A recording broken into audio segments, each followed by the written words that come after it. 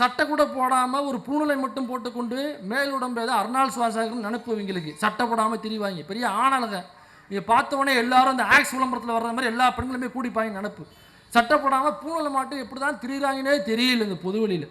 ஆமாம், நம்ம மரியாதைக்குரிய பாலியல் பொறுக்கி சீமான்னு ஒருத்தன் இருக்கான் பாருங்க. அவன் என்ன சொல்கிறான்னா, எல்லோரையும் சமமாக பார்ப்பான், அதனால் பார்ப்பான். என்ன வேலை செஞ்சுருக்கான் பார்ப்பான், எதையுமே செய்ய மாட்டான். நாம் வேலை செய்வோம், அவன் பார்ப்பான், அதனால தான் அவன் பார்ப்பான். பார்ப்பனர்கள் கிட்டத்தட்ட 3000 பார்ப்பனர்கள் ஒன்று கூடி பெங்களூரில் ஒரு மாநாடு ஒன்று நடத்தியிருக்காங்க. அந்த மாநாட்டில் இந்த அது காஞ்சி வேண்டாம், அதை காஜினே வச்சுப்போம். அது ஏன் காஜி சங்கராச்சாரியான்னு சொல்கிறோன்னா பின்னாடி இருக்குது, அந்த கதைகள்லாம் இருக்குது. அதனால் அந்த காஜி சங்கராச்சாரியரும் அந்த பெங்களூர் மீட்டிங்கில் போய் கலந்துருக்காப்புல. அந்த பெங்களூர் மீட்டிங்கில் கலந்துக்கிட்டு அவர் ஒரு 7 தீர்மானத்தை நிறைவேற்றியிருக்காப்புல. காஜி சங்கராச்சாரியார் பார்ப்பனர்கள் இதை கடைபிடிக்க வேண்டும் என்று.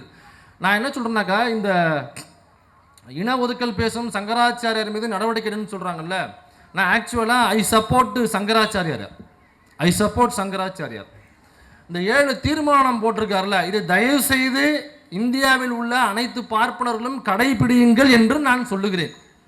இதை தயவு செஞ்சு நீங்கள் கடைபிடிங்கன்னா நான் தலைப்பாடாக அடிச்சுக்கிறேன். வீடியோவிலேருந்து பொதுவெளியில் பேசுகிறதுலேருந்து தயவு செஞ்சு இந்த 7 தீர்மானங்களையும் பார்ப்பனர்கள் தயவு செய்து சங்கராச்சார பேச்சை கேளுங்கன்னு தான் நான் சொல்கிறேன். ஏன் நீங்கள் கேட்க மாட்டேங்கிறதுனா என்னுடைய கேள்வியாக இருக்குது. இப்போ இந்த அக்கா கடை போட்டிருக்காங்க, அந்த பாட்டியம்மா கடை போட்டிருக்காங்க, அந்த அக்கா பூ விற்கிறாங்க, இந்த பழம் விற்கிது நம்ம அக்கா, இந்த பாட்டி உட்காந்துருக்காங்க, சாயங்காலம் அந்த வடை தட்டுறாங்க பாருங்கள், இந்த அக்கா பானிபூரி கடை போட்டிருக்காங்க. நம்ம ஆளுகள்லாம் இங்கே வாங்கி சாப்பிடுவானுங்க, பாப்பார பசங்க இங்கே வாங்கி சாப்பிட மாட்டானுங்க. எனக்கா வாங்கி தந்தா தீட்டுப்பட்டுருமா. சரி, நீ வீட்டில் சமைச்சு திங்கிற, நீ வாங்குற அரிசி இருக்குல்ல, அது என்ன பாப்பானே உழுது தண்ணி பாய்ச்சி, பாப்பானே களை பிடுங்கி, பாப்பானே உரம் போட்டு, பாப்பானே பாத்தி கட்டி, பாப்பானே அறுத்து, பாப்பானே அடித்து, பாப்பானே நெல் எடுத்து, பாப்பானே கொண்டு போய், பாப்பானே அரைச்சி, பாப்பானே எடுத்து அரிசியில் தான் நீ இது சமையல் பண்ணுறியா? சரி, அவ்வளோ ரோஷம் இருந்ததுன்னா சோறை விட்டுருங்க. சோறுன்னு சொன்னாலே காண்டாவானுங்க சங்கி பழுக்கலாம். ஏன்னா பூரா மாட்டு மூத்திரம் குடிக்கிறவங்க, அதனால் சோறு அப்படின்னு கேட்டாலே அவங்க டென்ஷன் ஆகிடுவாருங்க. சரி, சோறு வேண்டாம், நீங்கள் மாட்டு மூத்திரம் குடித்தா உயிர் வாழ்ந்துருவீங்க. ட்ரெஸ்ஸு போடணும்ல, சட்டை போடணும்ல, பேண்ட்டு போடணும்ல, பஞ்சகச்சனை வேட்டி கட்டணும்ல, அங்கவஸ்திரம் போடணும்ல, ஜட்டி போடணும், பேண்ட்டு போடணும்ல, உள்ள பனியன் போடணும்ல. இப்போ இதெல்லாம் யார் செய்கிறது? பருத்தியிலேருந்து நூலாக்குறது யார்? திரும்ப நீ விவசாயத்துக்கு தான் போகணும், விவசாயிகள்கிட்ட தான் போகணும். அவன் பேசும்போது என்ன, அனைவரையும் சமமாக பார்ப்பான், அதனால் பார்ப்பான். அந்த சங்கராச்சாரி பார்க்குறானா? எல்லாரையும் சமமாக பார்க்குறானா? இல்லையே. பிறப்பால் 4 வர்ணம் உண்டு என்று சொல்கிறார் இந்த காஜி சங்கராச்சாரி.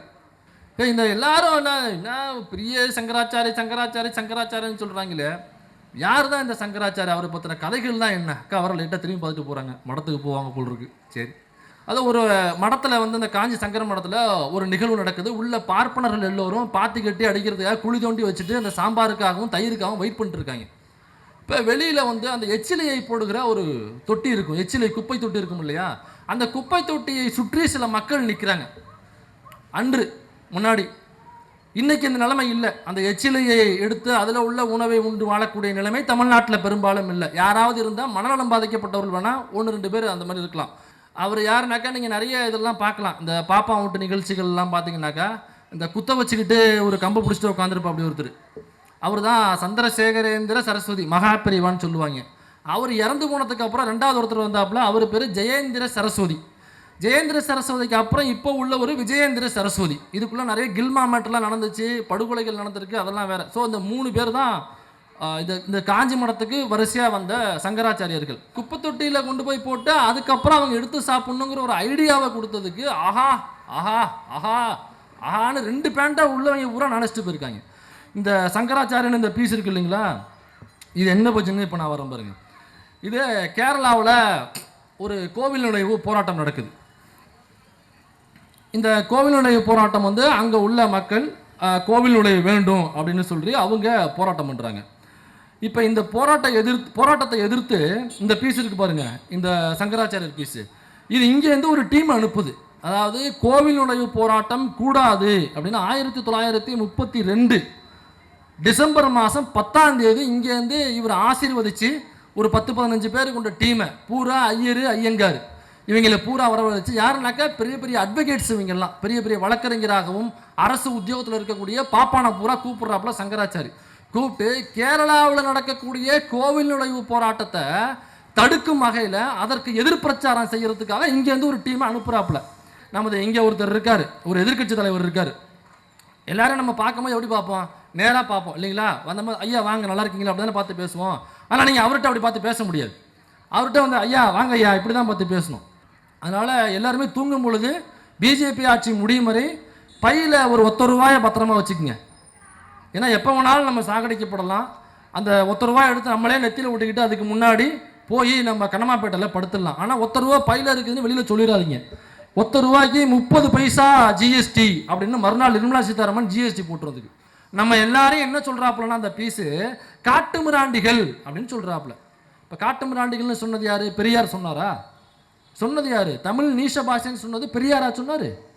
பெரியார் தமிழை காட்டுமிராண்டி மொழி என்று சொல்லிவிட்டார் அப்படின்னு இந்த பாலியல் பொறுக்கியிருக்கான் பாருங்க சீமான். அவன் ஊர் ஃபுல்லாக பேசிகிட்டு இருக்கான். உண்மையிலேயே தமிழை நீஷ பாஷை காட்டுமிராண்டிகள் பேசுகிற பாஷை என்று சொன்னவன் இந்த இங்கே இருக்கிற காஞ்சி சங்கராச்சாரியர். இருக்குடா இந்த நிலம் மட்டும் என் கையில் சிக்கிச்சு. பச்சை மட்டை வைத்தியம் தான் பேசிடல. பச்சை மட்டை எடுத்துட்டு காஞ்சிபுரம் போக வேண்டியதானே? நேரம் கார் அடிச்சினாக்கா 1.5 மணி நேரத்தில் காஞ்சிபுரம் போயிடலாம். வண்டியில் டிக்கியில் ஒரு 10 பச்சை மட்டையை வெட்டி போட்டு போக வேண்டியதானே? போயிட்டாங்க காஞ்சி மட்டத்துக்கு முன்னே நின்றுட்டு பச்சை மட்டை ரெடி ஆகிட்டு வெளிலவா காஞ்சி சங்கராச்சாரியர் தமிழையா நீ காட்டுமிராண்டி மொழின்னு சொல்கிற, இன்னைக்கு உனக்கு இருக்குடா பச்சை மட்டை வைத்தியம்னு சொல்லிட்டு போக வேண்டியதானே காஞ்சிபுரத்துக்கு. பெண்கள் வேலைக்கு செல்லும் பெண்கள் எல்லாம் வேலை பார்த்துட்டு இருக்காங்க. அக்கா இந்த பாட்டிலாம் உட்காந்துருக்காங்க, ஏதோ டெய்லி வேலை பார்க்குறாங்க, ஒரு வருமானத்தை பார்க்குறாங்க. இப்போ இந்த காஞ்சி சங்கராச்சாரியர் இருக்கார்ல, இவர் வேலைக்கு செல்லும் பெண்களை பற்றி என்ன தெரியுமா பேசியிருக்காரு? வேலைக்கு செல்லும் பெண்கள் விபச்சாரிகள் என்று தெய்வத்தின் குரல் என்ற தன்னுடைய புத்தகத்தில் அப்பட்டமாக எழுதி வைத்திருக்கிறார். ரோட்டில் நிற்கிற ஒரு நாம் தமிழர் கட்சிக்காரன் அல்லது ரோட்டில் நிற்கிற ஏதோ ஒரு சங்கி, ரோட்டில் நிற்கிற ஏதோ ஒரு சொங்கி ஒரு பொறுக்கி பார்த்துட்டு வேலைக்கு புரியாமா விபச்சாரம் பண்ண போறியா அப்படின்னு கேட்டால் என்ன பண்ணுவோம்? என்ன பண்ணுவோம்? காலில் கிடக்கிற செருப்பை கழட்டிக்கிட்டு பலார் பலார் பலார் பலார்னு அடிப்போமா மாட்டோமா? இதை பச்சை மட்டை வைத்தியம் பண்ணணும்னு சொல்கிற அந்த பரதேசி இருக்கான்ல, இவனை நோக்கி இந்த கேள்விகளை நாம் எழுப்ப வேண்டும். ஒருவேளை கேள்வி எழுப்பினா அவனுக்கு புரியறதுக்கு வாய்ப்பு இல்லை. அதனால் செருப்பு சைஸு 9, 10 இருந்துச்சுனாக்கா 7, 8 அப்படிங்கிற நம்பரில் எல்லாரும் செருப்பை ஒரு எக்ஸ்ட்ரா ஜோடி வாங்கி வச்சுக்கோங்க. ஏன்னா அவனுடைய செருப்பு சைஸ் 7, 8ன்னு அவனே தான் சொல்லியிருக்கான். அதனால் அந்த செருப்பை நாம் அவருக்கு பரிசீலிக்க வேண்டும் என்று நான் கேட்டுக்கொள்கிறேன். ஒரு கட்சியினுடைய தலைவர்னாக்கா திராவிடர் விடுதலை கழக அமைப்பினுடைய தலைவர்னா அண்ணன் கொளத்தூர் மணி அவர்கள் இருக்காங்க. இந்த அமைப்பில் உள்ள தோழர்களுக்கு ஏதாவது பிரச்சனைனா அண்ணன் கொளத்தூர் மணி அவர்கள் வந்து என்ன ஏதுன்னு கேட்டு அதை பஞ்சாயத்து பண்ணி வைக்கணும். இப்போ வேற ஒரு கட்சிக்குள்ள திமுக கட்சிக்குள்ள ஏதாவது ஒரு பிரச்சனைனாக்கா திமுக கட்சியினுடைய தலைவராக இருக்கக்கூடிய ஐயா ஸ்டாலின் அவர்களோ அல்லது மற்ற ஏனைய மூத்த உறுப்பினர்களோ அவங்க கேட்டு அந்த பிரச்சனையை தீர்த்து வைக்கணும். அதுதானே நியாயம். இப்போ வீட்டில் ஒரு பிரச்சனைனாக்கா வீட்டில் உள்ள குடும்ப தலைவரோ குடும்ப தலைவியோ அவங்க தான் அந்த பிரச்சனையை தீர்த்து வைக்கணும். அப்படின்னா இப்போ இந்து மதத்தினுடைய தலைவர் என்று தன்னை சொல்லிக் கொள்கிற இந்த காஞ்சி சங்கராச்சாரியர், அவர் காஞ்சி சங்கராச்சாரியரா? காஞ்சி சங்கராச்சாரியர். அப்போ இந்து மதத்துக்குள்ள ஒரு பிரச்சனைனாக்கா அவர் தானே தலையிட்டு அதை தீர்த்து வைக்கணும். இந்து மதத்துக்குள்ளே நடக்கிற ஜாதிய ஒடுக்குமுறைகளுக்கு எதிராக எதுவும் குரல் கொடுக்கலையா அவரு? அப்புறம் என்ன ஹெச் ராஜாவுக்கு இந்த ஆளை நம்ம தலைவர்னு சொல்லணும்? என்ன ஹெச் ராஜாவுக்கு இந்து மதத்தினுடைய தலைவர் என்று இந்த சங்கராச்சாரியார் தன்னை சொல்லிக் கொள்ளணும் தான் என்னுடைய கேள்வி, முதல் கேள்வியாக நான் முன்வைக்கிறேன். இப்போ இந்த கூட்டமே எதற்காக நடைபெறுதுன்னா, பெங்களூரில் நடந்த ஒரு பார்ப்பனர்கள் கிட்டத்தட்ட 3000 பார்ப்பனர்கள் ஒன்று கூடி பெங்களூரில் ஒரு மாநாடு ஒன்று நடத்தியிருக்காங்க. அந்த மாநாட்டில் இந்த அது காஞ்சி வேண்டாம், அதை காஜினே வச்சுப்போம். அது ஏன் காஜி சங்கராச்சாரியார்னு சொல்கிறோன்னா பின்னாடி இருக்குது, அந்த கதைகள்லாம் இருக்குது. அதனால் அந்த காஜி சங்கராச்சாரியரும் அந்த பெங்களூர் மீட்டிங்கில் போய் கலந்துருக்காப்புல. அந்த பெங்களூர் மீட்டிங்கில் கலந்துக்கிட்டு அவர் ஒரு 7 தீர்மானத்தை நிறைவேற்றியிருக்காப்புல. காஜி சங்கராச்சாரியார் பார்ப்பனர்கள் இதை கடைபிடிக்க வேண்டும் என்று.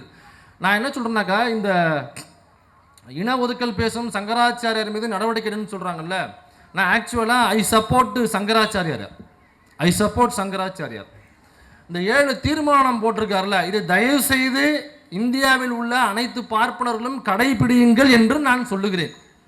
இதை தயவு செஞ்சு நீங்கள் கடைபிடிங்கன்னா நான் தலப்பாடாக அடிச்சுக்கிறேன். வீடியோவிலேருந்து பொதுவெளியில் பேசுகிறதுலேருந்து தயவு செஞ்சு இந்த 7 தீர்மானங்களையும் பார்ப்பனர்கள் தயவு செய்து சங்கராச்சாரிய பேச்சை கேளுங்கன்னு தான் நான் சொல்கிறேன். ஏன் நீங்கள் கேட்க மாட்டேங்கிறதுனா என்னுடைய கேள்வியாக இருக்குது. இதில் முதல் தீர்மானம் பாருங்கள், ஒவ்வொரு நாளும் தங்களுக்கு உரிய வேத சடங்குகளை வீட்டில் கண்டிப்பாக பின்பற்ற வேண்டும், வீட்டில் சமைத்த உணவுகளையே சாப்பிட வேண்டும்னு சொல்கிறாப்புல. அப்போ வீட்டில் சமைச்ச உணவு மட்டும்தான் நீங்கள் சாப்பிடணும்னு சொல்கிறாப்புல. இதில் எனக்கு டவுட் இருக்குது.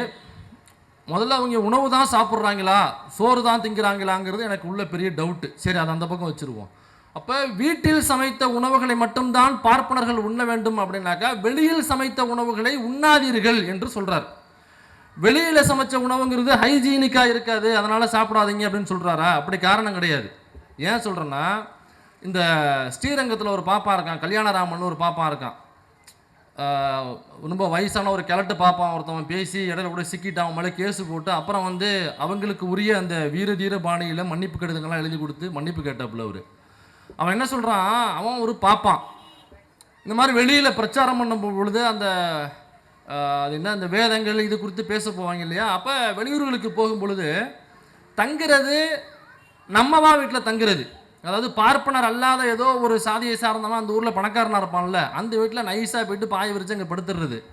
ஆனால் சோறு மட்டும் எங்கேருந்து வரும்னா அவன் நேரடியாக வாக்குமூலம் கொடுக்குறான். நான் தங்குறது இந்த சாதியின் பேரை சொல்கிறான், ஒரு பார்ப்பனர் அல்லாத ஒரு சாதியின் பேரை சொல்கிறான், ஒரு ஓபிசி சமூகத்தில் உள்ள ஒரு சாதியின் பேரை சொல்லி நேரடியாக சொல்லணும்னாக்கா நான் கவுண்டர் வீட்டில் தங்கியிருக்கேன்னு சொல்கிறான். அவன் நான் தங்கியிருக்கிறது கவுண்டர் வீட்டில் தங்கியிருக்கேன், அவர் நல்ல பணக்காரர், மெத்த பணக்காரர், நான் அவங்க வீட்டில் தங்கியிருக்கேன்.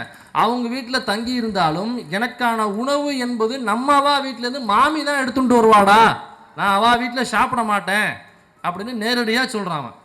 அப்போ உங்கள் வீட்லேயே சாப்பிடுங்கன்னாக்கா அது யார், எனக்கு ஒரு சொந்தமான வீடு இருக்குனாக்கா அந்த வீட்லேயே சமைச்சு சாப்பிட்றது இல்லை, நம்ம வீட்லேயே சாப்பிடணுன்னாக்கா பாப்பா வீட்டில் மட்டும்தான் சாப்பிட்ணுன்னு சொல்கிறாப்புல. யார் அந்த கிழட்டு பாப்பான் கல்யாணராமன் அதான் சொல்கிறான். இந்த காஜி சங்கராச்சாரியாரும் இதில் முதல் பாயிண்டாக அதான் சொல்கிறார். உண்மையில நான் அதை வரவேற்கிறேன். ஏன்னா வெளியில் ஏன் சாப்பிடக்கூடாது, மற்ற கடைகளில் வெளியில் போய் மற்ற ஜாதியை சார்ந்தவர்கள் சமைக்கிற உணவுகளை ஏன் சாப்பிடக்கூடாதுன்னு சொல்கிறாங்கன்னா, அவங்க கைப்பட்டு அதில் சமைப்பாங்க, அதனால தீட்டுப்பட்டுரும், அதனால் நம்ம மற்றவா வீட்டில் சாப்பிடக்கூடாது அப்படின்னு சொல்கிறாங்க. அப்போ நம்ம கைப்பட்டுச்சுனாக்கா தீட்டுப்பட்டுரும், அதனால் நாங்கள் சமைச்ச உணவை நீ சாப்பிட மாட்டேன். உண்மையிலேயே நான் ரொம்ப வரவேற்கிறேன் இந்த கொள்கையை. உண்மையிலேயே உனக்கு மானம், வெக்கம், சூடு, சொரணங்கிறது இந்த பாப்பார பசங்களுக்கு இருந்துச்சுனாக்கா சோறு மட்டும் இல்லை, எங்கள் கைப்பட்ட எதையுமே நீ வாங்காதன்னு நான் சொல்கிறேன். ஆனால் உனக்கு தனியாக மீட்டிங் போகிறேன், நீ பேசிக்கலாம்ண்ணே, ஒன்றும் கவலைப்படாதுண்ணே, சரியான மீட்டில் இருக்குண்ணா நீ. அதனால் அப்போ எங்கள் கைப்பட்ட எதையுமே நீ வாங்காதங்கன்ற உனக்குன்னா அவ்வளோ ஒரு ரோசமா உனக்கு. இப்போ இந்த அக்கா கடை போட்டிருக்காங்க, அந்த பாட்டியம்மா கடை போட்டிருக்காங்க, அந்த அக்கா பூ விற்கிறாங்க, இந்த பழம் விற்கிது நம்ம அக்கா, இந்த பாட்டி உட்காந்துருக்காங்க, சாயங்காலம் அந்த வடை தட்டுறாங்க பாருங்கள், இந்த அக்கா பானிபூரி கடை போட்டிருக்காங்க. நம்ம ஆளுகள்லாம் இங்கே வாங்கி சாப்பிடுவானுங்க, பாப்பார பசங்க இங்கே வாங்கி சாப்பிட மாட்டானுங்க, எனக்கா வாங்கி தந்தா தீட்டுப்பட்டுருமா. சரி, நீ வீட்டில் சமைச்சு திங்கிற, நீ வாங்குற அரிசி இருக்குல்ல, அது என்ன பாப்பானே உழுது தண்ணி பாய்ச்சி, பாப்பானே களை பிடுங்கி, பாப்பானே உரம் போட்டு, பாப்பானே பாத்தி கட்டி, பாப்பானே அறுத்து, பாப்பானே அடித்து, பாப்பானே நெல் எடுத்து, பாப்பானே கொண்டு போய், பாப்பானே அரைச்சி, பாப்பானே எடுத்த அரிசியில் தான் நீ சமையல் பண்ணுறியா? நீ சமையல் பண்ணுற அரிசியிலேருந்து, பருப்புலேருந்து, நீ சாப்பிட்ற தயிர்லேருந்து, ஒட்டுமொத்தமாக எல்லாத்துலேயும் பார்ப்பனர் அல்லாத ஒட்டுமொத்த சாதியினுடைய கையும் காலும் பட்டு தாண்டா அது வருது. அப்போ பார்ப்பனர் அல்லாத வீட்டில் சாப்பிடப்படாது, அவன் கைப்பற்றுரும், அதனால் தீட்டுப்பட்டுரும் அப்படின்னா தயவு செய்து நீயே விவசாயம் பண்ணி நீயே அறுத்து நீயே சாப்பிட்டுக்குன்னு சொல்கிற. எதுக்கு கடையில் வந்து அரிசி வாங்குற? அந்த கடையில் அரிசி வாங்கும் பொழுது அந்த கடைக்கு எப்படி திரும்ப அரிசி வரும்?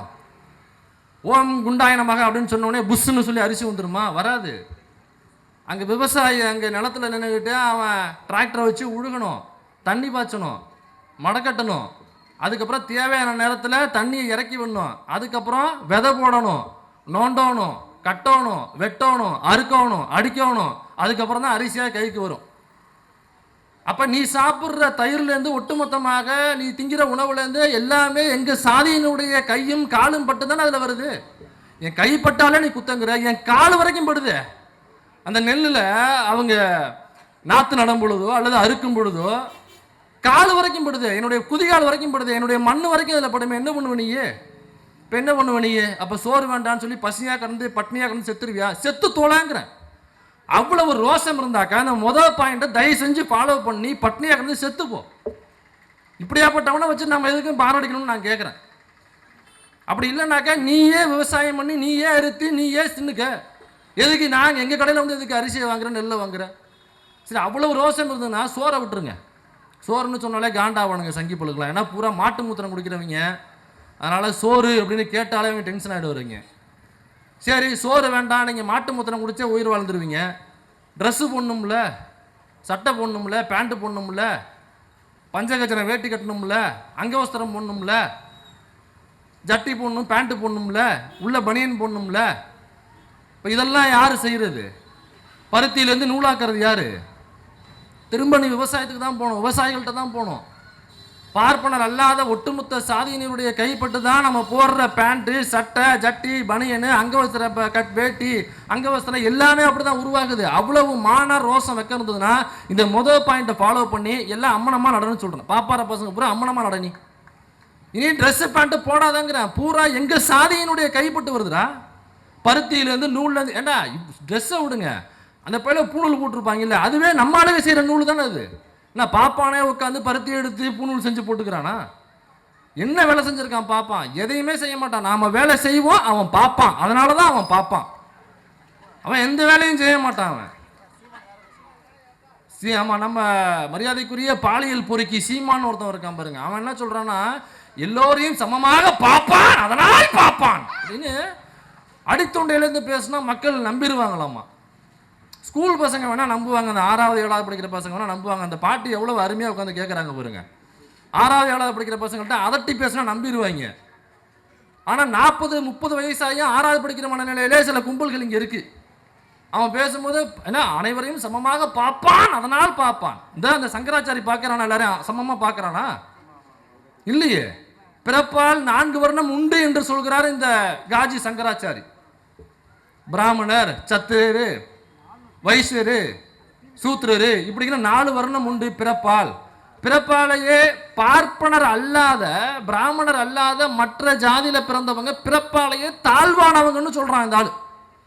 பிறப்பாலேயே தாழ்வானவங்க. எப்படி ஒருத்தன் பிறப்பாலேயே தாழ்வாக முடியும்? எப்படி ஒருத்தன் பிறப்பாலேயே தாழ்வாக முடியும்னு நான் கேட்குறேன். இப்போ பிறப்பாலேயே எந்த குணமும் வராது, வளர்ப்பில் தான் எல்லா குணமும் வரும். ஒரு ஆகச்சிறந்த அறிவாளியாக இருப்பார், ஆகச்சிறந்த சிந்தனைவாதியாக இருப்பார், ஆகச்சிறந்த பெரிய நல்லவனாக இருப்பார், பெரிய ஒழுக்க சிலராக இருப்பார் ஊருக்குள்ள. அவனுக்கு பிறந்திருக்கிற புள்ள பெரிய பொறுக்கியாக தெரிஞ்சிட்டு இருக்கும். இதே மாதிரி பயங்கர ஊதாரியாக இருக்கிற ஒரு அப்பாவுடைய குழந்தை அது பயங்கர புத்திசாலியாக சிந்தனைவாதியாக படித்து பெரிய வேலைக்கு போய் ஒழுக்கமாக இருக்கும் இந்த புள்ள. அதனால பிறப்பால் எதுவும் கிடையாது. இங்கே எதுவும் பிறப்பால உயர்வு தாழ்வு, பிறப்பால இவங்க கீழ் சாதி, பிறப்பால் இவன் மேல் சாதி என்று எவனாவது சொன்னாக்கா அந்த பாட்டி போட்டிருக்க செருப்பை கடை வாங்கியாவது 4 கன்னத்தில் பலாறு இழுக்கணும். பொதுவாக சொல்கிறேன், யாரையும் குறிப்பிட்டு சொல்லலை. இப்போ நான் மேட்ருக்கு வரேன். சங்கராச்சாரியார் அந்த விஷயத்த சொல்கிறாப்புல, முடிவு என்னன்னு நீங்களே பண்ணீங்க. அப்போ பிறப்பால் ஒருத்தவன் இப்போ ஒரு பார்ப்பனர் இருக்காருன்னு வச்சுங்க. அவன் பிறப்பால் பயங்கர ஒரு பொறுக்கின்னு வச்சுக்கோங்க. ஒரு ஒரு ஒரு மொல்ல மாதிரி, ஒரு முடிச்சவிக்கி, திருட்டு பைய, பாலியல் பொறுக்கி, ஒரு பெண்களை கூட பொது வழியில் நடக்க விட மாட்டான். அந்த அளவுக்கு ஒரு வக்கர புத்தி பிடிச்சவன், ஒரு ஆபாச புத்தி பிடிச்சவன், திருட்டு பைய, இவ்வளவையும் சுற்றி உழைச்சி பேசிக்கிட்டு ஒரு சீமான் மாதிரியான ஒரு ஆள்னு வச்சுக்கோங்க. இப்படி ஒருத்தவன் பிறக்கிறான் அப்படின்னாக்கா அவன் பார்ப்பனர் வீட்டில் பிறந்துட்டான், ஐயர் வீட்டில் பிறந்துட்டான் அப்படிங்கிறதுனாலேயே அவ்வளவு கெட்ட சிந்தனை உள்ள கெட்ட ஒழுக்கங்கள், அதாவது ஒழுக்கங்கள் என்றது எதுவுமே இல்லாத ஒருத்தவன் ஒரு பாப்பா வீட்டில் பிறந்துட்டானாக்கா அதனால பாப்பா வீட்டில் பிறந்ததுனாலேயே அவன் சிறந்தவன், அவன் மேலானவன் அப்படின்னு இந்த சங்கராச்சாரியார் சொல்றாரு. அவ்வளவு நல்ல ஒழுக்கங்களை கொண்டு சிறந்த அறிவாளியாக, புத்திசாலியாக, சிந்தனைவாதியாக ஒரு குழந்தை நம்ம வீட்டில் பிறந்து வளர்ந்துன்னு வச்சுங்களேன், அது பார்ப்பனர் அல்லாத வீட்டில் பிறந்திருக்கு அப்படிங்கிறதுனாலேயே அந்த குழந்தை கீழ் சாதி, அதற்கு நற்குணங்கள் இருக்க வாய்ப்பே இல்லை அப்படின்னு ஒருத்தவங்க சொன்னால் நம்ம என்ன பண்ணுவோம்? நம்ம வீட்டில் புள்ள இருக்குது, அபாண்டமாக ஒருத்தவங்க பழி சுமத்துறான்னு வச்சுக்கோங்க. ஒரு ஸ்கூல்லையோ எங்கேயோ விளையாடும் போது எங்கேயோ வெளில போகிறாங்க, அபாண்டமான ஒரு குற்றச்சாட்டு, நம்ம அந்த சவுக்கு சங்கர் மாதிரி ஒரு வதந்தியை அவதூறு அந்த குழந்தையின் மீது, நம்ம வீட்டு குழந்தையின் மீது பரப்புறான்னு வச்சுக்கங்களேன். அந்த கேஸ் நம்மக்கிட்ட வருது, அந்த பஞ்சாயத்து வருது. நம்ம விசாரிக்கும் பொழுது அந்த கஞ்சா சங்கர் சொன்னது மாதிரி இதுவும் ஒரு வதந்தி அவதூறு அப்படிங்கிறது நமக்கு நிரூபணம் ஆயிடுச்சுன்னா நம்ம என்ன பண்ணுவோம்? இப்படியாண்டா பொய் சொன்னவனை சேர்த்து 4 அப்புவோம் செவலை காட்டு, எனக்கு ஏன் முட்டு புள்ள மேலே அபாண்டமான குற்றச்சாட்டு சுமத்துறேன்னு சொல்லிட்டு. அதே மாதிரி நல்லொழுக்கங்களோட வளர்ற நம்ம புள்ள இந்த பார்ப்பனர் அல்லாத ஒரு சாதியில் பிறந்ததுனாலேயே அது நல்லொழுக்கத்தோட வளராது அப்படின்னு ஒருத்தவங்க சொல்கிறானாக்கா நம்ம என்ன பண்ணுவோம்? என்ன பண்ணணும்? நமக்கு உண்மையிலேயே சுயமரியாதை, நமக்கு மானம், ரோசம், வெக்கமெல்லாம் இருக்குது. ஏன்னா நம்ம சோறு திங்கிறோம், சோத்தில் உப்பு போட்டு திங்கிறோம். அதனால் நமக்கு கோபம் கண்டிப்பாக வரணும். இந்த எல்லாரும் என்ன பெரிய சங்கராச்சாரியன்னு சொல்கிறாங்களே, யார் தான் இந்த சங்கராச்சாரி? அவரை பற்றின கதைகள் தான் என்ன? அக்கா அவரை லைட்டாக திரும்பி பார்த்துட்டு போகிறாங்க, மடத்துக்கு போவாங்க போல் இருக்கு. சரி, சங்கராச்சாரி யார் அப்படின்னு பார்த்தோம்னா, அவரை பற்றின ஒரு கதைகள், அவரை பற்றி ஒரு இடத்துல பிரசங்கம் பண்ணுவாங்க இல்லைங்களா, அந்த பிரசங்கத்தில் ஒருத்தர் சொல்கிறாரு, சங்கராச்சாரியை பற்றி புகழ்ந்து பேசுகிறாராமா. அது ஒரு மடத்தில் அந்த காஞ்சி சங்கர மடத்தில் ஒரு நிகழ்வு நடக்குது. உள்ள பார்ப்பனர்கள் எல்லோரும் பாத்தி கட்டி அடிக்கிறதுக்காக குழி தோண்டி வச்சுட்டு அந்த சாம்பாருக்காகவும் தயிருக்காகவும் வெயிட் பண்ணிட்டு இருக்காங்க. இப்போ வெளியில் அந்த எச்சிலையை போடுகிற ஒரு தொட்டி இருக்கும், எச்சிலை குப்பை தொட்டி இருக்கும் இல்லையா, அந்த குப்பை தொட்டியை சுற்றி சில மக்கள் நிற்கிறாங்க. அன்று முன்னாடி, இன்னைக்கு இந்த நிலைமை இல்லை. அந்த எச்சிலையை எடுத்து அதில் உள்ள உணவை உண்டு வாழக்கூடிய நிலைமை தமிழ்நாட்டில் பெரும்பாலும் இல்லை. யாராவது இருந்தால் மனநலம் பாதிக்கப்பட்டவர்கள் வேணால் 1-2 பேர் அந்த மாதிரி இருக்கலாம். ஏன்னாக்கா எல்லோருக்கும் அரிசி இலவசம்னு கொண்டு விட்டாங்க. அதனால் குறைந்தபட்சம் நமக்கு அரிசியாவது கிடச்சிடும், வாங்கி நம்ம பொங்கி சோறாவது தின்றுவோம், பசியோடு இல்லாமல் இருக்கலாம் அப்படிங்கிற ஒரு நிலைமையே இன்றைக்கி அரசாங்கம் கொண்டு வந்துருச்சு. ஆனால் அன்னைக்கு அப்படி கிடையாது. அதனால் உணவுக்கு ரொம்ப டிமாண்டான ஒரு சூழல், அது உணவுக்கு ரொம்ப பஞ்சமான ஒரு சூழல். அப்போ இங்கே உள்ள பந்தி நடக்குதுனாக்கா வெளியில் குப்பை தொட்டிக்கிட்ட அந்த எச்சிலை தொட்டியை நெருக்கி நிறைய மக்கள் நிற்கிறாங்க. எச்சிலை தொட்டிலே எச்சிலை விழுகும், அதில் உள்ள உணவை உண்டு வாழலாம் அப்படின்னு சொல்லிட்டு நிறைய மக்கள் அங்கே நிற்கிறாங்க. அப்போ உள்ள நம்ம மகா பெரியவா உள்ளே உட்காந்துருக்கு. அப்படி மகா பெரியவானாக்கா நல்லா புரிஞ்சுக்குங்க, இந்த காஞ்சி சங்கராச்சாரிய மடம் இருக்குல்ல, அதில் இது வரைக்கும் மொத்தம் 3 சங்கராச்சாரியர் வந்திருக்காங்க நினைக்கிறேன். 3 பேர் தான்.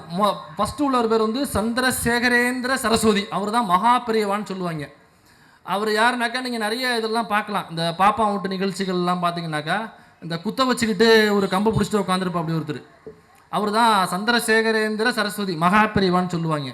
அவர் இறந்து போனதுக்கு அப்புறம் 2வது ஒருத்தர் வந்தாப்புல, அவர் பேர் ஜெயேந்திர சரஸ்வதி.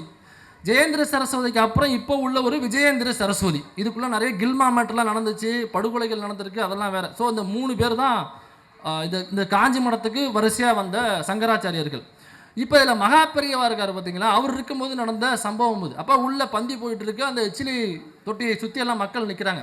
அப்போ வெளியிலேருந்து ஒரு பாப்பான் போயிட்டு உள்ள சங்கராச்சாரியர்கிட்ட, மகா பெரியவா என்று சொல்லப்படுகிற சங்கராச்சாரியர்கிட்ட போய் சொல்கிறாங்க, ஐயா இந்த மாதிரி வெளியில் குப்பை தொட்டியை சுற்றி எச்சில் எடுக்கிறதுக்காக மக்கள் நிற்கிறாங்க, ஆனால் நம்மவா பூரா இலையை நல்லா வலிச்சு நக்கிண்டு வெறி இலையை கொண்டு போடுறா, பாவம் அவங்க அந்த எச்சிலையில் உள்ள அந்த சோறு கூட கிடைக்காம அவங்க பசியோடு நிற்கிறாங்க அப்படின்னு சொன்னோடனே இந்த மகா பெரியவா இருக்கார் இல்லைங்களா, அவர் ஒரு ஐடியா சொல்கிறார், ஒரு யுக்தி சொல்கிறார். அப்போ அடுத்த பந்தியிலேருந்து சாப்பிட்றவங்களுக்கு ஸ்வீட்டு ஒன்று வைக்காமல் 2 ஸ்வீட்டாக வைங்க அப்படிங்கிறாரு.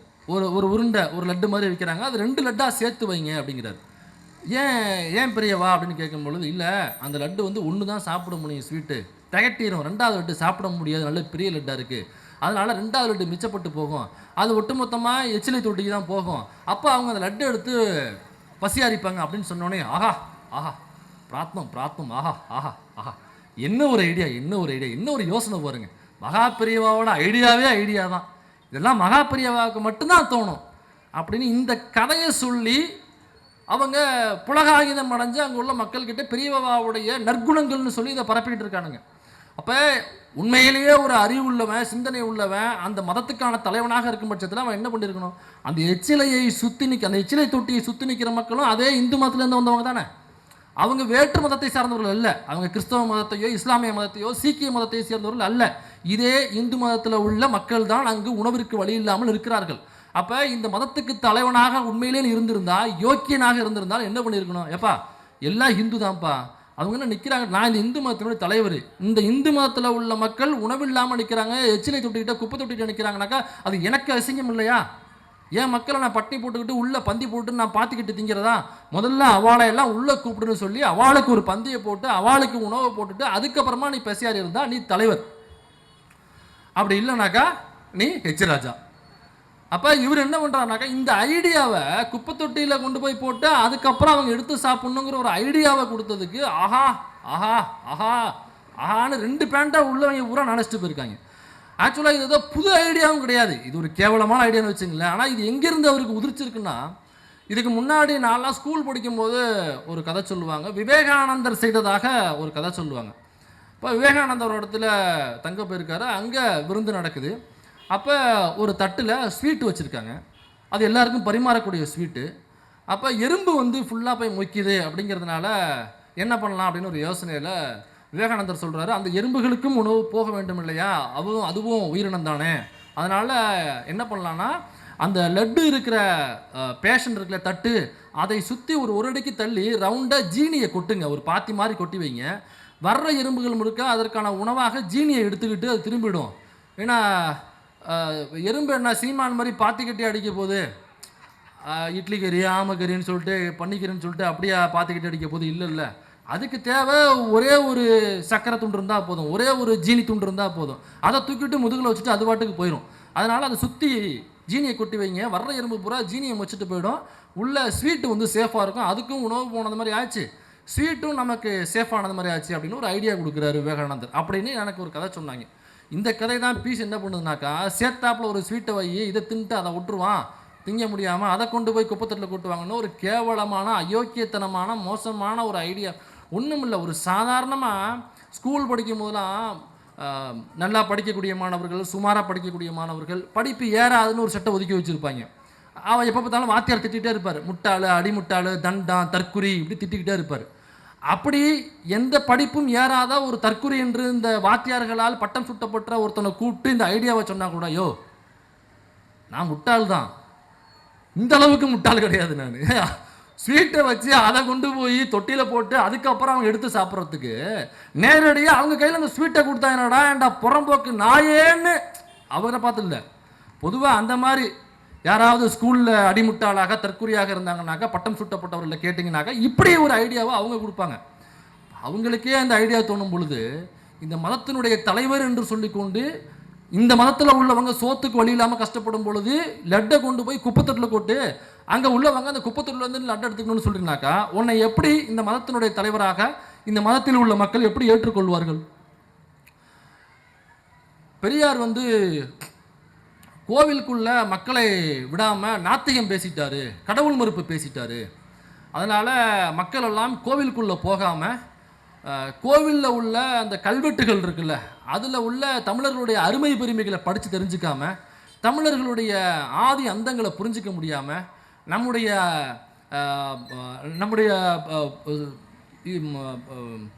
வரலாற்று தரவுகள்லாம் என்ன அப்படிங்கிறது அந்த கல்வெட்டுகளில் தான் இருக்கும். அதெல்லாம் படிக்க விடாமல் பெரியார் என்ன பண்ணிட்டாருன்னா, நாத்திகம் பேசி நம்மளை கோயிலுக்குள்ளே போக விடாம ஆக்கிட்டாரு. அதனால் பெரியார் தமிழின துரோகி அப்படின்னு இந்த பாலியல் பொறுக்கி சீமான் இருக்கான் பார்த்தீங்களா, அவன் சொல்கிறான். அதாவது அவர் நாத்திகம் பேசினாராம், கடவுள் மறுப்பு பேசினாரா, கடவுள் இல்லை அப்படின்னு அவர் பேசினதுனால மக்களை எல்லாம் பிரெயின் வாஷ் பண்ணி கோயிலுக்குள்ளே போக விடாமல் அடிச்சிட்டாரு. அதனால் எல்லோரும் தமிழர்களுடைய பெருமைகளை, அருமை பெருமைகளை தாங்கி நிற்கிற கல்வெட்டுகள் கோவிலுக்குள்ளே தான் அதிகமாக இருக்குது, அதனால் அதை படிச்சுக்க முடியாமல் போச்சு, அதனால் தமிழின விரோதி, தமிழின துரோகி அப்படின்னு புதுசாக ஒரு உருட்டுனான். அப்போ கோவிலுக்குள்ளே போகக்கூடாதுன்னு யாரை சொன்னாலும் அவங்க தமிழின விரோதி, தமிழின துரோகி. தமிழ்நாட்டில் அதிகமான கோவில் நுழைவு போராட்டங்களை நடத்தது தந்தை பெரியாரினுடைய அமைப்பு. அது அப்போ மட்டும் இல்லை, இன்றைக்குமே தந்தை பெரியாரினுடைய கொள்கையை தாங்கி நிற்கிற இந்த திராவிட மாடல் ஆட்சி நடத்தி கொண்டிருக்கிற திராவிட முன்னேற்ற கழகம் தலைமையிலான இந்த கூட்டணியான ஆட்சி தான். திமுக எலெக்ஷனில் அவங்க தேர்தலில் அவங்களுடைய இதாக கொடுக்குறாங்க. அதாவது நாங்கள் ஆட்சிக்கு வந்தால் அனைத்து சாதியினரும் அர்ச்சகராக ஆக்குவோம், பார்ப்பனர் அல்லாத அனைத்து ஜாதியிலிருந்தும் அர்ச்சகர்களாக நாங்கள் நியமிப்போம் என்பதை அவங்க தான் கொடுத்து அந்த தேர்தலை ஜெயிச்சதுக்கு அப்புறம் அதை அவங்க கொண்டு போனாங்க. அதில் சில சிக்கல்கள் வந்தது, அதை நான் பின்னாடி பேசுகிறேன். அப்போ கோவிலுக்குள்ளே அடைச்சிட்டு போகிறது தான் பெரியாருடைய வேலை. கடவுள் மறுப்பு என்பது கொள்கை, அது அவருடைய கொள்கை. உங்களுக்கு கடவுள் நம்பிக்கை இருக்கலாம், அந்த பாட்டி இருக்காங்க, அவங்களுக்கு கடவுள் நம்பிக்கை இருக்கலாம், ஒன்றும் தவறே கிடையாது. ஆனால் அந்த பாட்டியை எவனாவது கோயிலுக்குள்ளே போகக்கூடாதுன்னு தடுத்தானாக்கா, அப்போ கோவிலுக்குள்ளே அவங்கள விட வேண்டும் என்று சொல்லி எந்த கடவுள் நம்பிக்கை உள்ளவனும் அங்கே போக மாட்டான். கடவுள் நம்பிக்கை இல்லாத பெரியாரும் அம்பேத்கர் போன்றவர்களும் இவருடைய ஐடியாலஜியை ஃபாலோ பண்ணுற போன்றவர்களும் தான் ஏன் இந்த பாட்டியை உள்ள விட மாட்டேங்கிறாங்க. அவங்களுக்கு கடவுள் நம்பிக்கை இருக்குது, அவங்களுக்கு உள்ள விடு, அவங்களும் போய் சாமி கும்பிடட்டும். என்ன பிரச்சனை உனக்கு? ஏன் அவங்க ஜாதி தான் பிரச்சனையா? நீ தானே சொல்கிற இந்துக்களுடைய கோவில்னு சொல்கிற, அவங்களும் இந்துக்கள் தான், அவங்க இந்துவாக நம்புகிறாங்க, கடவுள் இருக்குன்னு நம்புகிறாங்க, ஆன்மீகவாதி அவங்க அப்பப்போ விரதம் இருக்காங்க, அல்லது கடவுள் நம்பிக்கை கொண்டு இதை பூஜை செய்யணும், இதை கொண்டு போய் சாமிக்கு சாத்தணும், எனக்கு கடவுளுடைய பிரசாதம் வேணும் அப்படின்னு சொல்லிட்டு அந்த நம்பிக்கையின்பால் உள்ள வர்றாங்க. நீ எதுக்கு உள்ள வராதுன்னு சொல்கிற? அப்போ இங்கே அதிகமான கோவில் நுழைவு போராட்டங்களை செய்தது தந்தை பெரியார் அவர்களும் பெரியாருடைய அமைப்புகளும் தான். ஆனால் இவன் என்ன சொல்கிறான்னாக்கா, பூரா நாத்திகம் பேசி எல்லாரையும் கோவிலுக்குள்ளே போக விடாமாக்கிட்டார். ஏன்டா பரதேசி நாய், ஒருவேளை பெரியார் பேசிய கடவுள் மதிப்பை தமிழ்நாட்டில் உள்ள அனைத்து மக்களும் ஃபாலோ பண்ணியிருந்தாக்கா இருக்கிற கோயிலை பூரா இழுத்து பூட்டிருக்கணும்னு நேரம், கோயிலை பூரா லைப்ரரி ஆக்கியிருக்கணும் இல்லையா? அப்படி இல்லை. அவர் சொன்னார், ஏற்றுக்கிட்டவங்க தான் வந்தாங்க. அந்த கடவுள் மறுப்பு கொள்கையை ஏற்றுக்கிட்டவங்க அதை எடுத்துக்கிட்டாங்க, ஏற்றுக்காதவங்க மற்ற கொள்கைகளை ஏற்றுக்கிட்டாங்க. பெண்களுடைய உரிமைகளுக்காக பெரியார் பேசியிருக்கிறார், அதை அவங்க ஏற்றுக்கிட்டாங்க. ஆமாம், பெண்களுக்கான சொத்துரிமையை கொடுக்க வேண்டும். அது என்ன, ஆணுக்கு மட்டும் சொத்துரிமை, அது அவங்க அப்பா சம்பாரிச்சது. ஆணுக்கு எப்படி சொத்தில் சமபங்கு இருக்கிறதோ அதே போன்று பெண்ணுக்கும் சொத்தில் சமபங்கு உண்டு என்று கூறியவர் தந்தை பெரியார் அவர்கள். இதைத்தான் கலைஞர் ஆட்சிக்கு வந்ததுக்கு அப்புறம் ஒட்டுமொத்த இந்தியாவிலேயுமே முதல் முறையாக சொத்தில் பெண்களுக்கு சம உரிமை என்பதை தமிழ்நாட்டில் தான் முதல் முறையாக சட்டமாக்கியவர் மரியாதைக்குரிய முத்தமிழறிஞர் டாக்டர் கலைஞர் அவர்கள். அப்போ இவ்வளவு செஞ்ச நம்மள என்ன சொல்கிறோம்னாக்கா, கோவிலுக்குள்ளே போக விடாமல் தடுத்துட்டார் பெரியார், அதனால் இவர் தமிழின துரோகி அப்படின்னு சொல்கிறோன்னா, இந்த சங்கராச்சாரியன் இந்த பீஸ் இருக்கு இல்லைங்களா, இது என்ன போச்சுன்னு இப்போ நான் வரேன் பாருங்க. இது கேரளாவில் ஒரு கோவில் நுழைவு போராட்டம் நடக்குது. இந்த கோவில் நுழைவு போராட்டம் வந்து அங்கே உள்ள மக்கள் கோவில் நுழைவு வேண்டும் அப்படின்னு சொல்லி அவங்க போராட்டம் பண்ணுறாங்க. இப்போ இந்த போராட்டத்தை எதிர்த்து இந்த பீஸ் இருக்கு பாருங்க, இந்த சங்கராச்சாரியர் பீஸு, இது இங்கேருந்து ஒரு டீம் அனுப்புது. அதாவது கோவில் நுழைவு போராட்டம் கூடாது அப்படின்னு 1932 டிசம்பர் மாதம் 10ஆம் தேதி இங்கேருந்து இவர் ஆசீர்வதித்து ஒரு 10-15 பேர் கொண்ட டீமை பூரா ஐயங்கார் இவங்களை பூரா வரவழைச்சு, யாருனாக்கா பெரிய பெரிய அட்வொகேட்ஸ், இவங்கெல்லாம் பெரிய பெரிய வழக்கறிஞராகவும் அரசு உத்தியோகத்தில் இருக்கக்கூடிய பாப்பானை பூரா கூப்பிட்றாப்புல சங்கராச்சாரி கூப்பிட்டு கேரளாவில் நடக்கக்கூடிய கோவில் நுழைவு போராட்டத்தை தடுக்கும் வகையில் அதற்கு எதிர்பிரச்சாரம் செய்யறதுக்காக இங்கேருந்து ஒரு டீமை அனுப்புறாப்புல. அந்த டீமில் யாராவது இருக்காங்கன்னா, M Krishnaswami Iyer, TM Krishnaswami Iyer, TR Ramachandra Iyer, Sivaramakrishna Iyer, Rajagopala Iyer, S Subramania Iyer, பிரபல சனாதனியாக இந்திய சட்டசபையில் பல வருடங்கள் பணியாற்றிய எம்.கே. ஆச்சாரியா. அதாவது சட்டசபையில் ரொம்ப வருஷமாக பணியாற்றிய, இந்திய சட்டசபையில் பல வருஷமாக பணியாற்றியன்னு சொல்லி ஒருத்தனை சொல்கிறார்.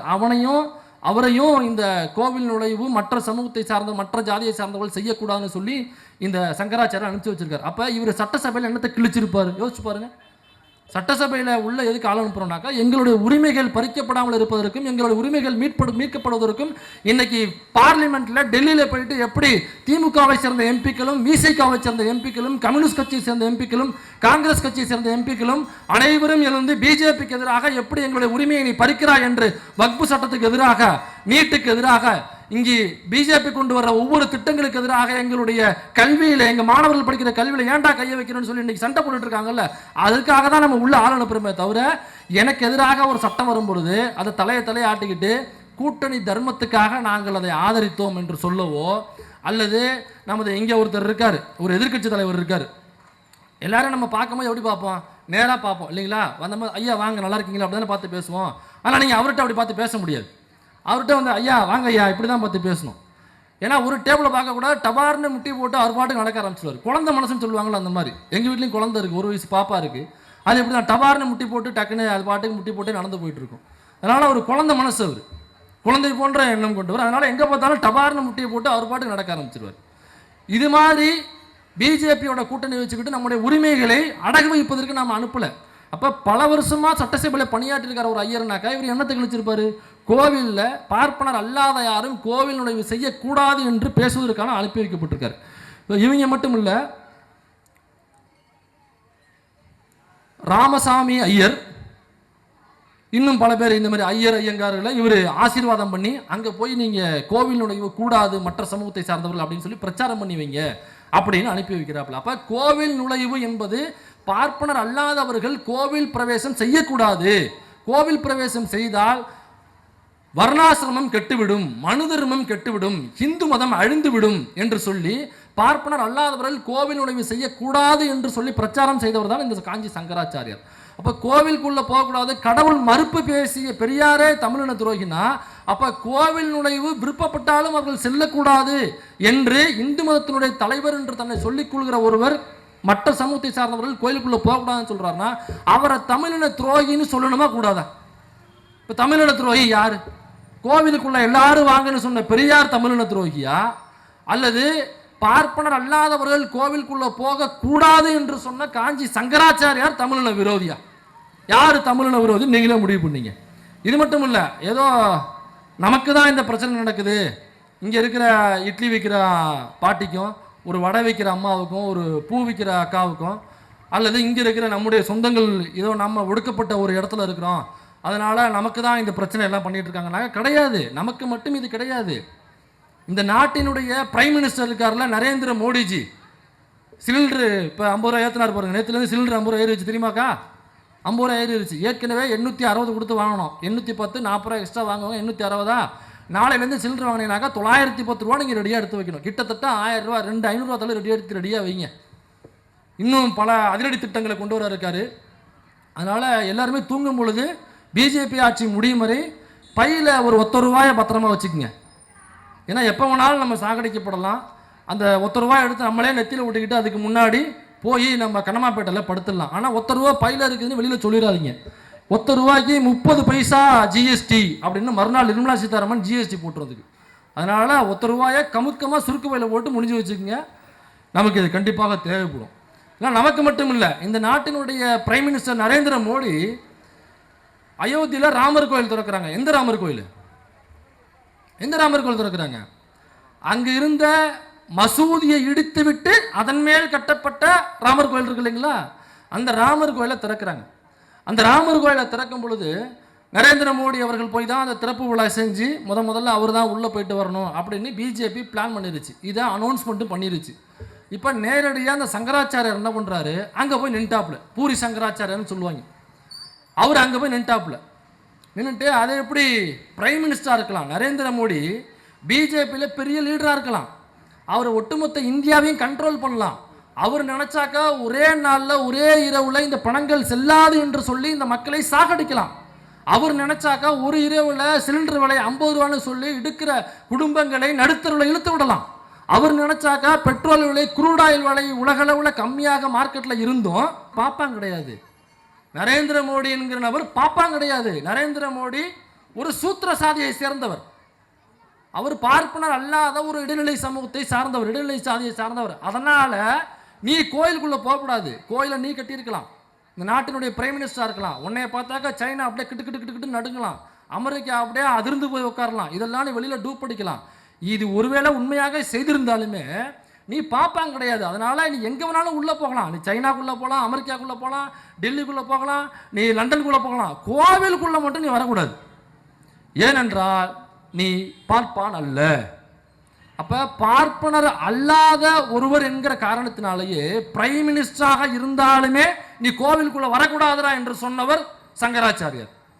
அப்போ நம்ம மாதிரி ஏதோ இட்லி விற்கிற அல்லது சாதாரண வேலைகளை செஞ்சு ஒரு ஒடுக்கப்பட்ட சமூகமாக இருக்கிற அல்லது பொருளாதாரத்தில் விளிம்பு நிலையில் இருக்கிற நமக்கு மட்டும்தான் அந்த ஒடுக்குமுறை எனக்கா இல்லை. ஆளப்பட்ட இந்த நாட்டினுடைய பிரைம் மினிஸ்டருக்கே அந்த கதி தான். அது மட்டும் இல்லை, இதுக்கு முன்னாடி ஒரு குடியரசுத் தலைவர் ஒருத்தவங்க இருந்தாங்க. அவர் என்ன பண்ணார், அவர் கடவுள் நம்பிக்கை உள்ளவர். ஒரு கோவிலுக்கு போயிருக்காரு சாமி கும்பிட்றதுக்கு. அங்கே உள்ள பாப்பான் சாதாரண பாப்பாங்க, சட்டை கூட போடாமல் ஒரு பூணலை மட்டும் போட்டுக்கொண்டு மேல் உடம்பு ஏதோ அர்னால் சுவாசகர்னு நினைப்புவங்களுக்கு சட்டை போடாமல் திரிவாங்க. பெரிய ஆணழக இதை பார்த்தவொடனே எல்லாரும் அந்த ஆக்ஸ் விளம்பரத்தில் வர்ற மாதிரி எல்லா பெண்களுமே கூடிப்பாங்க நினப்பு. சட்டை போடாமல் பூணலை மாட்டு எப்படி தான் திரிகிறாங்கன்னே தெரியல இந்த பொதுவெளியில். அதுலேயும் அவங்க வேட்டி கட்டியிருப்பாங்க, பார்த்துருக்கீங்களா? கட்டியிருக்காங்களா இல்லையா அப்படிங்கிறத நம்ம கிட்ட போய் தொட்டு பார்த்தா தான் தெரியும். ஓகே, வேட்டின்னு ஒரு ப்ராப்பர்ட்டி இடுப்பில் தொங்குது அப்படின்னு. எப்படி தான் வெக்கம் இல்லாமல் அதெல்லாம் கட்டிட்டு ரோட்டில் திரிகிறாங்கன்னே நமக்கு தெரியல. நமக்கு அவ்வளவு கூச்சமாக இருக்குது. இப்போ இந்த கும்பல் என்ன பண்ணுதுனாக்கா, இந்த நாட்டினுடைய குடியரசுத் தலைவர்னா நம்மளாம் குடிமக்கள் தானே, இந்த நாட்டினுடைய குடிமக்கள்னு நம்ம சொல்லுவாங்க. இந்த நாட்டினுடைய முதல் குடிமகன், நம்பர் 1 குடிமகனாக இந்த நாட்டினுடைய குடிமகன் யாருன்னா இந்த நாட்டினுடைய குடியரசுத் தலைவர். அந்த குடியரசுத் தலைவர் கோவிலுக்கு உள்ளே போகிறாரு சாமி கும்பிட்றதுக்கு. அங்கே உள்ள சாதாரண ஒரு பாப்பான் டெய்லி அந்த தட்டில் 2 ரூபாயும் இல்லை 2 ரூபா தான் அவங்களுக்கு கடைசி வரைக்குமே. அந்த 2 ரூபா போட்டாதான் அவனுக்கு அந்த பொழப்பு என்று இருக்கிற அந்த பாப்பா இருக்கா இல்லையா, அவன் இந்த நாட்டினுடைய முதல் குடிமகனாக இருக்கக்கூடிய குடியரசுத் தலைவரை கோவிலுக்குள்ளே வரப்படாது வெளில போடான்னு சொன்னான். ஒரு பாப்பானுக்கு எப்படி அவ்வளோ தைரியம் வரும்? சாதாரண பாப்பான். நம்ம போகிறோம் கோயிலுக்கு போகிறோம், இப்போலாம் நம்ம கோயிலுக்குள்ளே போகலாம், முன்னாடிலாம் போக முடியாது. கோயிலில் போகும்பொழுது போகிறோம், சாமி கும்பிட்றோம், தட்டில் 2 ரூபா போட்டு வரோம், 5 ரூபா போட்டு வரோம் இல்லையா. இந்த 2 5 எடுத்து பொழப்பு நடத்தக்கூடிய அந்த பார்ப்பனர் இந்த நாட்டினுடைய முதல் குடிமகன் குடியரசுத் தலைவரையே கோயிலுக்குள்ள வரப்படாத வெளில போடா அப்படின்னு சொல்றாங்க. என்ன தைரியம் இருக்கு அவனுக்கு? இந்த தைரியம் எங்கேருந்து வருதுன்னு தான் நான் கேட்குறேன். இந்த தைரியம் அவனுக்கு எங்கிருந்து வருகிறது? அப்போ ஏதோ உங்களுக்கு எனக்கு மட்டும் அல்ல, இந்த நாட்டினுடைய பிரைம் மினிஸ்டருக்கே அந்த கதி தான், இந்த நாட்டினுடைய குடியரசுத் தலைவருக்குமே அந்த கதி தான். இப்போ இவ்வளவு தீண்டாமைகள் யார் செய்யறாங்க? இந்த சங்கராச்சாரியார் போன்றவர்களுடைய இந்த 7 தீர்மானங்கள் இருக்குல்ல, இது அதைத்தான் சொல்லுது. இதே மாதிரி இது ஏதோ உங்களுக்கு எனக்கு குடியரசுத் தலைவருக்கு பிரைம் மினிஸ்டருக்கு அவங்களுக்கு மட்டும் இது கிடையாது. இந்த நாட்டினுடைய சுதந்திரத்தில் ஈடுபட்ட மிகப்பெரிய தலைவர் நமக்கு முதல்ல யார் பேர் வரும்? மகாத்மா காந்தின்னு சொல்லுவோம் இல்லைங்களா? மகாத்மா காந்தி நமக்கே தெரியும், அரையாடை மனிதராக ஒரு குச்சை வச்சுக்கிட்டு அவர் அப்படியே அங்கிட்டு போயிட்டு வந்துட்டு இந்த சுதந்திரத்திற்காக பாடுபட்ட முக்கியமான தலைவர்கள் ஒருத்தர் மகாத்மா காந்தி. இந்த மகாத்மா காந்தி என்ன பண்ணுறாரு, இந்த சங்கராச்சாரியரை சந்திக்கிறதுக்கு போறாப்புல. அப்போ போகும்பொழுது அந்த சங்கராச்சாரியர் எங்கே தங்கியிருக்காருன்னா, கோயம்புத்தூர் பக்கம் ஒரு இடத்துல இந்த காஞ்சி சங்கராச்சாரியார் தங்கியிருக்காரு. அப்போ அங்கே தங்கியிருக்கும் பொழுது போயிட்டு கேட்குறாப்புல, இந்த மாதிரி சந்திக்கணும் அப்படின்னு சொல்லிட்டு 15/10/1927 நடந்த இந்த சந்திப்பு. அப்போ காந்தி சந்திக்க போகிறாரு காஞ்சி சங்கராச்சாரியாரை. சந்திக்கும் பொழுது காஞ்சி சங்கராச்சாரியார் என்ன பண்ணுறாருன்னா, மகா பெரியவா அவர் தங்கியிருக்கிற வீட்டுக்குள்ளே காந்தி யார் எவ்வளோ பெரிய லீடரு, ஒட்டுமொத்த இந்தியாவிலையும் பெருவாரியாக வாரி அணைத்து கொள்ளப்பட்ட ஒரு தலைவர் மகாத்மா காந்தி. அதாவது இந்த நடுநிலைன்னு சொல்லுவாங்க, எந்த பக்கமும் பொல்லாப்பு இல்லாமல் போகணும் அப்படிம்பாங்களா, அந்த மாதிரி எந்த பக்கமும் பொல்லாப்பு இல்லாமல் ஒரு நீதியை வாங்கிடணும் அப்படின்னு நம்பி ஏமாந்து போன ஒருத்தர் தான் மகாத்மா காந்தி அவர்கள். இப்போ காந்தி என்ன பண்ணுறாருனாக்கா, ஆலய நுழைவு பிரவேசம் செய்யணும், பார்ப்பனர் அல்லாதவர்களும் ஆலய நுழைவு கோவில் நுழைவு செய்யணும் அப்படின்னு சொல்லிட்டு ஒரு பிரச்சாரம் பண்ணுறாரு. அப்போ பிரச்சாரம் பண்ணும் பொழுது தான் அவர் காஞ்சி சங்கராச்சாரியர் சந்திக்கிறதுக்கு 15/10/1927 அன்னைக்கு அங்கே போகிறாரு கோயம்புத்தூரில். போகும்பொழுது காஞ்சி சங்கராச்சாரியர் தங்கியிருக்கிற அந்த வீடு இருக்குல்ல, அந்த வீட்டுக்குள்ளே காந்தியை உள்ளே வாங்க உட்காருங்க அப்படின்னு சொல்லி நம்மளாம் பேசுவோம். யார் வந்தாலுமே சந்திக்க என்ன பண்ணுவோம், வாங்க வாங்க பாஸ் நல்லா இருக்கீங்களா, உட்காருங்க, டீ காடுங்களா, காப்பி சாப்பிட்றீங்களான்னு கேட்போம். ஒருவேளை சங்கி வந்தாக்கா, வாங்க பஸ் உட்காருங்க, என்ன சாப்பிட்றீங்க, மாட்டு மூத்திரமா ஆட்டு மூத்திரமா என்ன மூத்திரம் சாப்பிட்றீங்க அப்படின்னு சொல்லி நம்ம கேட்போம். இப்போ மகாத்மா காந்தி சந்திக்க போயிருக்காருனாக்கா, உள்ளே வாங்க மகாத்மா காந்தின்னு உட்கார வச்சு அவர்கிட்ட பேசணும் இல்லையா? மகாத்மா காந்தி நாடே போற்றிய மிகப்பெரிய தலைவர், அவர் சந்திக்க போயிருக்காரு காஞ்சி சங்கராச்சாரியரை. இவர் மகாத்மா காந்தி பாப்பான கிடையாது, அவர் ஐயர் கிடையாது என்கிற ஒரே காரணத்தினால வீட்டுக்குள்ளே வரவிடாமல் பின்னாடி பக்கம் இருக்கிற மாட்டுக்கொட்டாய்க்கு அப்படியே சுற்றி பின்புறமாக மாட்டுக்கொட்டாய்க்கு வாங்கன்னு மாட்டுக்கொட்டாய்க்கு வர வச்சு மாட்டுக்கொட்டாயில் போய் இவர் மகாத்மா காந்தியை சந்திக்கிறார். அப்போ ஏன்னாக்கா மகாத்மா காந்தி சூத்திரர், அவர் வைசியர்னாக்கா அந்த இடுப்பில் பிறந்தவங்க அப்படின்னு சொல்லுவாங்க. நம்ம ஊரில் செட்டியார்லாம் ஜாதி இருக்குது பார்த்தீங்களா, அந்த மாதிரி அந்த ஒரு குஜராத் செட்டியார்னு வச்சுக்கோங்க. அவர் குஜராத்தில் உள்ள ஒரு செட்டியார். அதனால் அவர் பாப்பாங்க கிடையாது, ஐயரோ ஐயங்காரோ கிடையாது அப்படிங்கிறதுனால மாட்டுக்கொட்டாய்க்கு வரவழைச்சு அங்கே போய் சந்தித்து இவர் பேசிகிட்டு இருக்காப்புல. அதுவும் பேசும்பொழுது என்னென்னா, அவருக்கு குஜராத்தி தெரியும், யார் காந்திக்கு குஜராத்தி தெரியும், இங்கிலீஷ் தெரியும், ஹிந்தி தெரியும். இந்த காஞ்சி சங்கராச்சாரியர் இருக்கார்ல, அவர் வந்து தமிழில் பேச மாட்டார். யாராவது பார்க்க போகிறோம் அப்படின்னாக்கா, எங்கேயாவது சங்கராச்சாரியர் ஒரு அரை மணி நேரம் அந்த மாதிரி மீட்டிங் பேசி பார்த்துருக்கீங்களா? மீட்டிங் நம்ம பேசுகிறோம், முதலமைச்சர் பேசுகிறாரு, எதிர்கட்சி தலைவர் பேசுகிறாரு, அண்ணாமலை பேசுகிறாரு, சீமான் பேசுகிறாரு, கட்சி தலைவர்கள்லாம் பேசுகிறாங்க. ஏன் இப்போ கிறிஸ்தவ மதத்தை எடுத்துட்டோம்னா கிறிஸ்தவ பாதிரியார்கள் பேசுகிறாங்கல்ல, அந்த வீடியோ வருது நம்ம பார்க்குறோம். முஸ்லீம் மதத்தில் அவங்க கூட்டம் நடத்துகிறாங்க, அந்த மதத்தினுடைய தலைவர்கள் பேசுகிறாங்க நம்ம பார்க்குறோம். இப்போ இந்து மதத்தினுடைய தலைவர் என்று தன்னை சொல்லிக்கொள்கிற சங்கராச்சாரியார் எங்கேயாவது மேடையில் ஒரு அரை மணி நேரம் பேசி நீங்கள் யாராவது பார்த்துருக்கிறீர்களா? அந்த வீடியோ இருந்தால் தயவு செஞ்சு நீங்கள் லிங்க் அனுப்புங்க.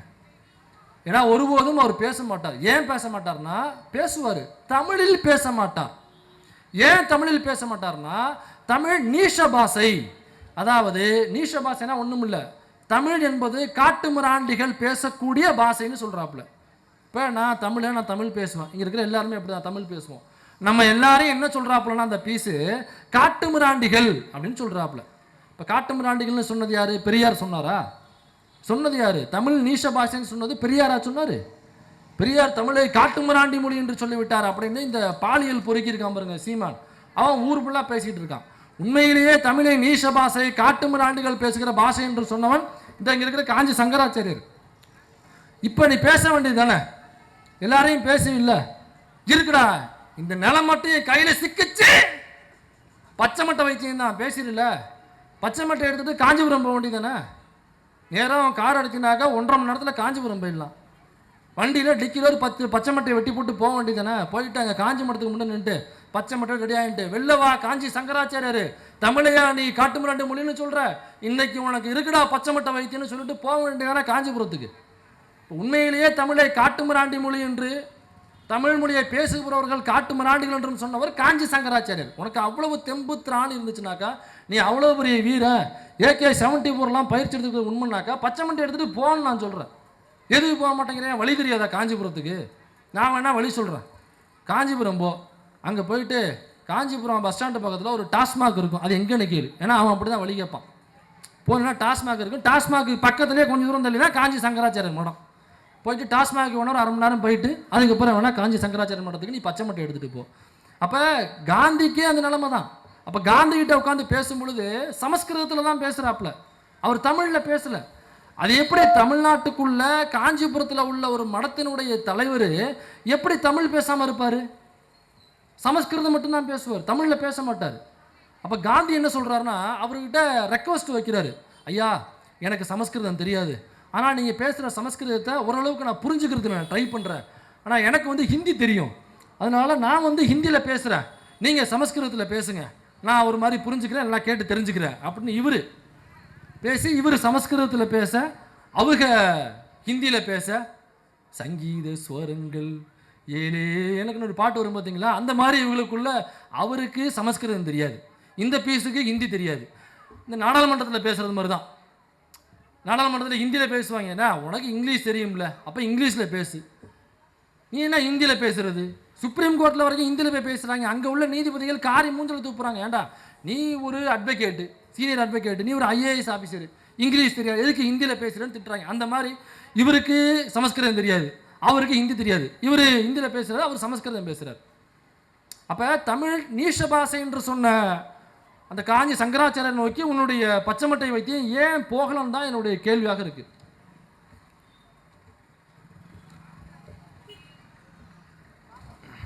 இப்போ இந்த பெரியார் சட்டத்தை எரிச்சார், அரசியலமைப்பு சட்டத்தை எரிச்சார் அப்படின்னு நம்ம கேள்விப்பட்டிருப்போம்.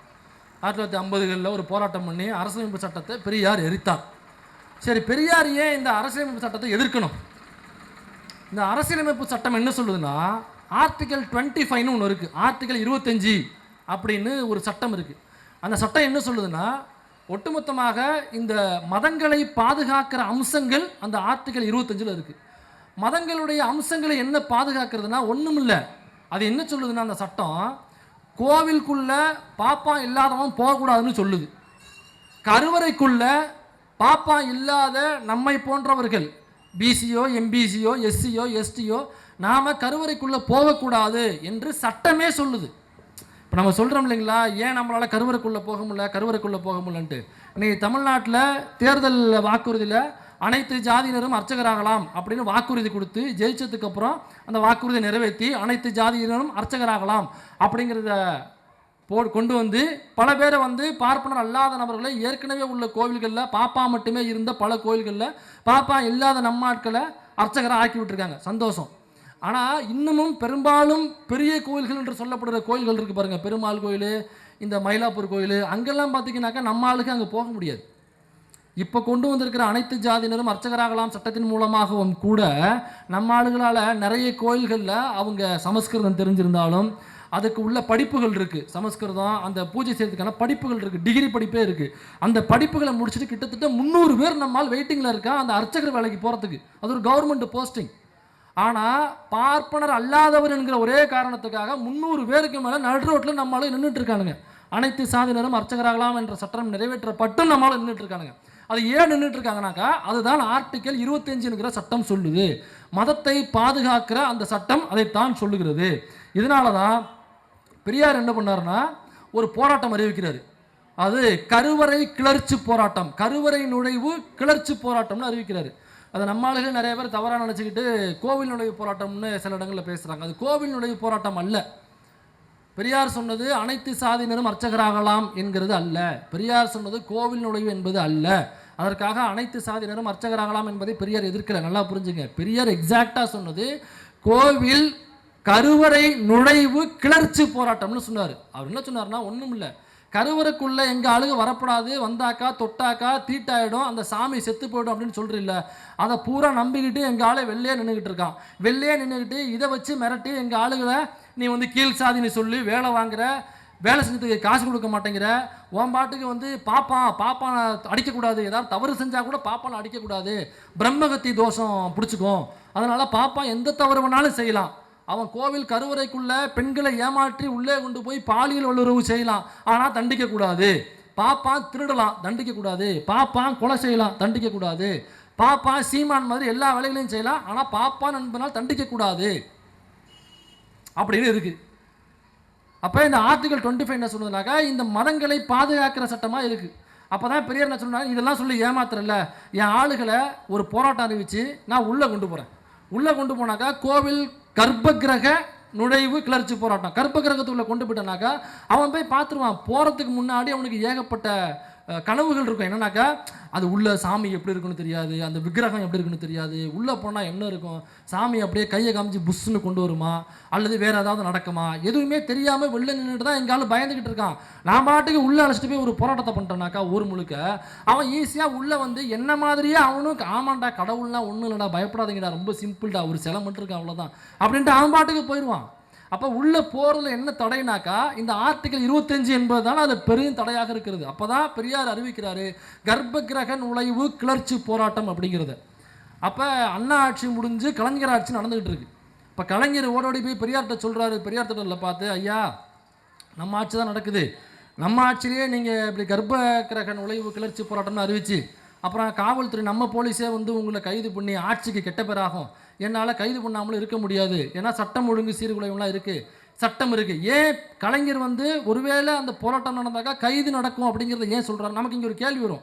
பெரியாரினுடைய கொள்கையை தான் திமுக பின்பற்றுகிறது, பெரியாரினுடைய சீடர் தான் அண்ணா, பெரியாருடைய சீடர் தான் கலைஞர் என்றால் பெரியார் கலைஞரனுடைய ஆட்சியில் ஒரு போராட்டம் நடத்தும் பொழுது எப்படி கைது பண்ண சொல்லுவார் அப்படிங்கிற கேள்வி நமக்கு வருதில்லை. அது என்னன்னா சட்டத்தின்படி தான் ஆட்சி நடக்கும். சட்டத்தில் என்ன இருக்கோ அதை அந்த சட்டத்துக்கு மீறாமல் மக்கள் நடப்பதை இந்த ஆட்சி உறுதி செய்யணும், இந்த காவல்துறை உறுதி செய்யணும். அப்போ சட்டத்தை மீறி ஒருவர் நடந்தால் அவர் சொந்த கட்சிக்காரராக இருந்தாலும் தன்னுடைய ஆசானாக இருந்தாலும் சட்டத்தை மீறுகிற பொழுது, அதுவும் அந்த சட்டத்தை மீறுகிற பெரும் போராட்டமாக செய்யும் பொழுது அவருடைய சிஷியனே அங்கே ஆட்சி புரிந்தாலும் அவர் சட்டத்தை பாதுகாக்க வேண்டும். அதனால தான் அவரை செலக்ட் பண்ணி மக்களை உட்கார வச்சுருக்காங்க, அதுதான் ஆட்சி என்பது. அதனால் கைது செய்ய வேண்டிய கடமை அவங்களுக்கு வந்துடும். அதனால் நீங்கள் பண்ணிங்கன்னாக்கா கைது செய்ய வேண்டிய கட்டாயம் எனக்கு வந்துடும். நான் ஒன்று பண்ணுறேன், அனைத்து ஜாதியினரும் அர்ச்சகராகலாம் அப்படிங்கிறத நான் கொண்டு வந்துடுறேன்.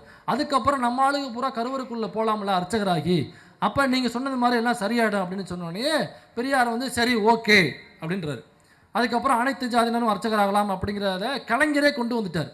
கலைஞர் கொண்டு வந்தோடனே மதுரையில் உள்ள சில பாப்பானுங்க ஒன்று கூட என்ன பண்ணுறானுங்கனாக்கா கோர்ட்டில் கேஸ் போடுறானுங்க. கோர்ட்டில் கேஸ் போட்டு ஆர்டிகல் 25 படி இது செல்லாது அப்படின்னு ஒரு கேஸை போடுறானுங்க. இப்போ கேஸை போட்ட உடனே சுப்ரீம் கோர்ட்டில் கேஸ் போயிட்டுருக்கு. கேஸ் போகும்போது நம்ம ஆளுக தரப்படுத்து வைக்கிறானுங்க, ஏங்க இந்து மதத்தில் எல்லாரும் சமம், கடவுள் முன்னாடி அனைவரும் சமம், எங்கள் ஆளுங்க சும்மாலாம் உள்ள அனுப்பலை, கருப்பு சட்டை போட்டவங்கள உள்ள அனுப்பலை, எல்லாரும் படிச்சுட்டு அர்ச்சகராக ஆவதற்கான தகுதியை வைத்திருக்கிறார்கள், அவங்களுக்கு தான் நம்ம உள்ளே போகணும்னு கேட்குறமே தவிர ஏதோ நானோ அண்ணாவோ பெரியாரே போகணும்னு நாங்கள் கேட்கலங்க அப்படின்னு முன்னெடுத்து வைக்கிறாங்க. அப்போ ஜட்ஜி என்ன சொல்கிறாருனாங்க, ஆமாங்க அவங்க சொல்கிறது சரிதானே, மதத்தில் எல்லோரும் சமம், கடவுளுக்கு முன்னாடி எல்லோரும் சமம், அப்படி தீண்டாமையை கடைபிடிப்பது எப்படி சரியாக இருக்கும், இது தவறு இல்லையா அப்படின்னு சொல்கிறாங்க. அப்போ அவங்க சார்பாக இருந்த வக்கீல் என்ன சொல்கிறாருனாக்கா இது சனாதன தர்மத்தின்படி தவறு அப்படின்னு சொல்கிறாங்க. அப்போ சனாதன தர்மம்னா என்னங்க, அதுதாங்க இந்து மதம். சரி சனாதன தர்மம்னா என்ன அப்படின்னு கேட்குறாங்க. இப்போ சனாதன தர்மம்னா என்ன அப்படின்னு நிரூபிக்கிறதுக்கு இப்போ இந்த பாப்பானுங்க என்ன பண்ணுறானுங்க, மதுரை பாப்பானுங்க நம்ம உத்தரப்பிரதேசத்தில் உள்ள வாரணாசி இருக்குல்ல, அங்கே போய் ஒரு பாப்பானை பிடிச்சிட்டு வர்றானுங்க. அவன் பேர் பார்த்த சாரதி பட்டாச்சாரியார்னு ஒரு பாப்பானை பிடிச்சிட்டு வர்றானுங்க. பிடிச்சிட்டு வந்து ஐயா இவர் தாங்க அந்த அந்த வேதம் புராணம் இதிகாசம் இந்த மனு தர்மம் இதெல்லாம் பயங்கரமாக வாசித்தவருங்க, கரைச்சி குடித்தவருங்க, இவர் தாங்க ஹெட் ஆஃப் தி டிபார்ட்மெண்ட்டு, இவர்கிட்ட கேட்டிங்கன்னா கரெக்டாக சொல்லுவாருங்க. அப்படியா வாங்க பார்த்தசாரதி பட்டாச்சாரியார் வாங்க, நீங்கள் ஊதவே தேவையில்லையே, ஊதுங்க இப்போ ஊதுங்க அப்படின்னா இது எப்படிங்க மனு தர்மத்தின்படி தவறுன்னு சொல்கிறாங்க. ஆமாங்க இது கண்டிப்பாக மனு தர்மத்தின்படி தவறுங்க. ஐயோ பார்த்தசாரியே சொல்லிட்டாப்லையே, அப்போ இனிமேல் ஒன்றும் பண்ண முடியாதுங்க, அவரே சொல்லிட்டாரு, அதனால் மனு தர்மத்தின்படி தவறு. ஏங்க மனு தர்மம்னா என்னங்க, என்ன புத்தகம் அது? இப்போ நாம் ஏதோ ஒன்று பேசுகிறோம், ஒரு வழக்கு போடுறாங்க, இப்போ காவல்துறை நிற்கிது, ஏதோ ஒன்று குறிப்பெடுத்துட்டு போய் வழக்கு போட்டாங்கனாக்கா நம்ம நீதிமன்றத்துலேருந்து ஆதாரத்தை போய் காமிக்கணும். இப்போ காந்தி மன்றம் சொன்னோம்ல, இல்லைன்னு சொல்லி வழக்கு போட்டாங்கனாக்கா நான் ஆதாரத்தை கொண்டு போகணும். நம்மகிட்ட ஆதாரம் இருக்குது, ஆதாரத்தை கொண்டு போய் நம்ம சப்மிட் பண்ணணும். சும்மா போகிற போக்கில் சீமான் மாதிரி இந்த கஞ்சா சங்கர் மாதிரி நம்ம வதந்திகளையும் அவதூறுகளையும் பேசிட்டு நம்ம கடந்து போக முடியாது. அப்போ கோர்ட்டில் என்ன கேட்குறாங்கனாக்கா ஆதாரம் கேட்டாங்க, ஆதாரம் கொடுக்கணும்ல. இந்த புக்கில் இருக்குது, இந்த வேதத்தில் இருக்குது, இந்த இதிகாசம் இந்த புராணத்தில் இருக்குது, ஏதோ ஒரு கருமத்தை நீ காமிக்கணும்ல. அது ஆதாரம் நான் தாங்க ஆதாரம், பார்த்தசாரி பட்டாச்சாரி நான் தாங்க. ஐயோ ஆதாரமே இவர் தானா? அப்போ இவர் சொன்னாக்கா அவ்வளோதாங்க, அப்போ இனிமேல் அது செல்லாதுங்க. அப்படியே சொல்லி தான் அந்த வழக்கை முடித்து வைத்தார்கள். அனைத்து ஜாதியினரும் அர்ச்சகர் ஆகலாம் அப்படிங்கிற வழக்கை முடிச்சு வச்சது இந்த பார்த்தசாரதி பட்டாச்சாரியார் என்பவர் சொன்னதின் அடிப்படையில், எந்த ஒரு ஆதாரமும் இல்லாமல் பார்த்தசாரதி பட்டாச்சாரியரே சொல்லிட்டாரு அப்படின்னு சொல்லி தான் வழக்கை முடிச்சு வச்சாங்க. ஆனால் முடிக்கும் பொழுது என்ன சொன்னாங்கன்னா, ஆனால் இந்த மனு தர்மத்தில் ஒரு ரிலாக்ஸேஷன் பண்ணிக்கலாம். என்ன ரிலாக்ஸேஷன் அப்படின்னாக்கா, கோவில் நுழைவு எல்லாருமே பண்ணலாம். அதாவது பார்ப்பனர் அல்லாதவர்கள் கோவில் நுழைவை தாராளமாக பண்ணலாம். அது மட்டும் இல்லாமல் இந்த பார்ப்பனர்கள் இருக்காங்கல்ல உள்ள, ஒரு கோயிலுக்கும் பாப்பா அர்ச்சகராக இருப்பான்ல, அது வந்து வாரிசு அடிப்படையில் தான் அதற்கு முன்னாடி இருந்துச்சு. இப்போவும் அப்படி தாங்கிறது வேறு விஷயம். ஆனால் அப்போ வந்து சட்டத்தின்படியே வாரிசு அடிப்படையில் தான். ஒரு பாப்பா இருக்கானாக்கா அவனுடைய பிள்ளை அடுத்தது அங்கே அர்ச்சகராக போயிடுவான், அவனோட பிள்ளை அடுத்தது அங்கே அர்ச்சகராக போய் உட்காருவான். அப்படி வாரிசு அடிப்படையில் தான் அந்த அர்ச்சகர் போவாங்க. அப்போ இங்கே என்ன சொன்னாங்கனாக்கா, இந்த வாரிசு அடிப்படையில் அர்ச்சகரை நியமிப்பது என்பது மட்டும் நம்ம விலக்கு வச்சுக்கலாம், அது மட்டும் இந்த சட்டத்தில் நம்ம தளர்த்திக்கலாம் அப்படின்னு சொன்னோடனே, அப்புறம் என்ன சொன்னாங்கனாக்கா, அதுக்கு தான் பெரியார் வந்து அப்போ ஒரு கட்டுரை, ஒரு தலையங்கம் எழுதினார். ஆப்ரேஷன் சக்ஸஸ்ஸு, பேஷண்ட் டெட்டு அப்படின்னு எழுதினார். அதாவது வாரிசு அடிப்படையில் நியமனம் செய்யக்கூடாதுன்னு சொல்லிட்டாங்க. வாரிசு இல்லாத அடிப்படையில் நியமனம் செஞ்சாலுமே பாப்பானத்தான் நியமனம் செய்யணும். அப்போ இதெல்லாம் இதையொட்டி இங்கே காஞ்சி சங்கராச்சாரியர்கிட்ட இந்த மாதிரி மதத்தலைவர்கள்ட்ட அவங்க கேட்குறாங்க, இதுக்கு என்ன பண்ணலாம் அப்படின்னாக்கா, அது ஆக முடியாது என்று மறுத்தவர் காஞ்சி சங்கராச்சாரியர். பார்ப்பனர் அல்லாதவர்கள் அர்ச்சகராக ஆக முடியாது, உள்ளே போய் தொட்டாங்கனாக்கா சாமி செத்து போயிடும். நான் என்ன கேட்குறேன்னாக்கா, கடவுளுங்கிறது ஒரு பவர்ஃபுல் எக்யூப்மெண்ட்டில் ரொம்ப சக்தி வாய்ந்தவர், நம்மளால் முடியாததை நடத்தி வைப்பவர் கடவுள் நினைக்கிறோம். ஒரு ஹாஸ்பிட்டலில் அட்மிட் ஆகிருக்காங்க, ரொம்ப சீரியஸ் கண்டிஷனு. கடவுள் நம்பிக்கை உள்ளவங்க மருத்துவர்களையும் தாண்டி, அறிவியலையும் தாண்டி, மருத்துவத்தையும் தாண்டி, அங்கே நடக்கிற அனைத்து தொழில்நுட்பத்தையும் தாண்டி, ஐயா கடவுளை எப்படியாவது பிள்ளையை காப்பாற்றிடு அப்படின்னு வேண்டிப்பாங்க இல்லையா? அப்போ இதெல்லாம் தாண்டிய ஒரு சக்தி கடவுள் நம்ம சொல்கிறோம் இல்லையா? அப்படி அவ்வளவு சக்தி வாய்ந்த கடவுள், எந்த ஒரு சக்தியும் இல்லாத சாதாரண ஒரு மனுஷன் நான் போய் தொட்டாக்கா அந்த சாமி செத்துரும்னாக்கா அது எப்படி சாமியாக இருக்க முடியும்? இதுதான் பெரியார் கேட்டார். அது எப்படா சாமியாக இருக்க முடியும்? நான் தொட்டு இந்த சாமி செத்து போச்சுனாக்கா அது எப்படி சாமியாக இருக்க முடியும்? அது எப்படி என்னையை பாதுகாக்கும்? நான் தொட்டாலே செத்து போயிரும்னாக்கா அதுக்கு சக்தி இல்லையா? இப்போ சக்தி இருந்தாக்கா நான் தொட்டாக்கா அது தாங்கி நிற்கணும்ல அப்படின்னு பெரியார் கேட்டார். அப்போ அன்று கோவிலுக்குள் வரக்கூடாது, இவர்களை அனுமதிக்க கூடாது கர்ப்பகிரகத்துள் என்று சொல்லியவர் காஞ்சி சங்கராச்சாரியர். அது மட்டும் இல்லை, பெண்கள் வேலைக்கு செல்லும் பெண்கள் எல்லாம் வேலை பார்த்துட்டு இருக்காங்க. அக்கா இந்த பாட்டிலாம் உட்காந்துருக்காங்க, ஏதோ டெய்லி வேலை பார்க்குறாங்க, ஒரு வருமானத்தை பார்க்குறாங்க. இப்போ இந்த காஞ்சி சங்கராச்சாரியர் இருக்கார்ல, இவர் வேலைக்கு செல்லும் பெண்களை பற்றி என்ன தெரியுமா பேசியிருக்காரு? வேலைக்கு செல்லும் பெண்கள் விபச்சாரிகள் என்ற தெய்வத்தின் குரல் என்ற தன்னுடைய புத்தகத்தில் அப்பட்டமாக எழுதி வைத்திருக்கிறார். வேலைக்கு செல்லும் பெண்கள் விபச்சாரிகள்னு ஒருத்தவங்க சொன்னானாக்கா நம்ம என்ன பண்ணுவோம்? வீட்டுக்குள்ள அல்லது நம்ம வீட்டில் உள்ள அம்மா அக்கா யாரோ வேலைக்கு போவாங்க, யாரோ ரோட்டில் நிற்கிற ஒரு பரதேசி, ரோட்டில் நிற்கிற ஒரு நாம் தமிழர் கட்சிக்காரன், அல்லது ரோட்டில் நிற்கிற ஏதோ ஒரு சங்கி, ரோட்டில் நிற்கிற ஏதோ ஒரு சொங்கி, ஒரு பொறுக்கி பார்த்துட்டு வேலைக்கு போறியாமா, விபச்சாரம் பண்ண போறியா அப்படின்னு கேட்டால் என்ன பண்ணுவோம்? என்ன பண்ணுவோம்? காலில் கிடக்கிற செருப்பை கழட்டிக்கிட்டு பலார் பலார் பலார் பலார்னு அடிப்போமா மாட்டோமா? ஏண்டா வேலைக்கு போகிற பெண்கள்னாக்கா உனக்கு விபச்சாரிகள் மாதிரி தோணுதா? பாலியல் தொழில் செய்கிற போகிறவங்க மாதிரி உனக்கு தோணுதா? கேட்போமா கேட்க மாட்டோமா? இல்லை கண்ணை மாற்றி கண்ணை கொடுப்போமா கொடுக்க மாட்டோமா? இதை தெய்வத்தின் குரல் என்கிற தன்னுடைய புத்தகத்தில் அப்படியே இந்த சங்கராச்சாரியர் எழுதி வச்சிருக்காப்புல. வேலைக்கு செல்லும் பெண்கள் விபச்சாரிகள் என்று எழுதியவர் தான் இந்த காஞ்சி சங்கராச்சாரியர். ஆனால் பெரியார் என்ன தெரியுமா பண்ணார்?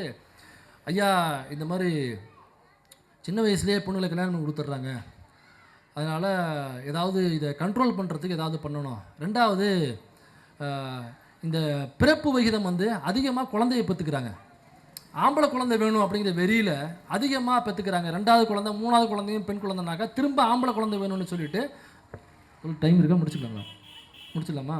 அதான் ரன்னிங் போஸ்ட்லேயே இருக்கும்போதே நான் கவனித்தேன், ஆல்ரெடி டைத்தை தாண்டி போயிட்டுன்னு நினைக்கிறேன், முடிச்சிடுறேன்.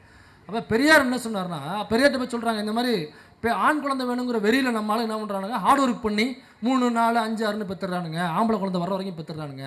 இதை எப்படிங்க ஸ்டாப் பண்ணுறதுன்னு சொல்லும் பொழுது பெரியார் என்ன சொன்னார்னா, வேலைக்கான இடஒதுக்கீட்டில் பெண்களுக்கு 50% வேலைக்கு செல்வதில் அரசு வேலைக்கு செல்வதில் இடஒதுக்கீடு அப்படிங்கிறத அமல்படுத்துன்னு சொன்னாப்புல.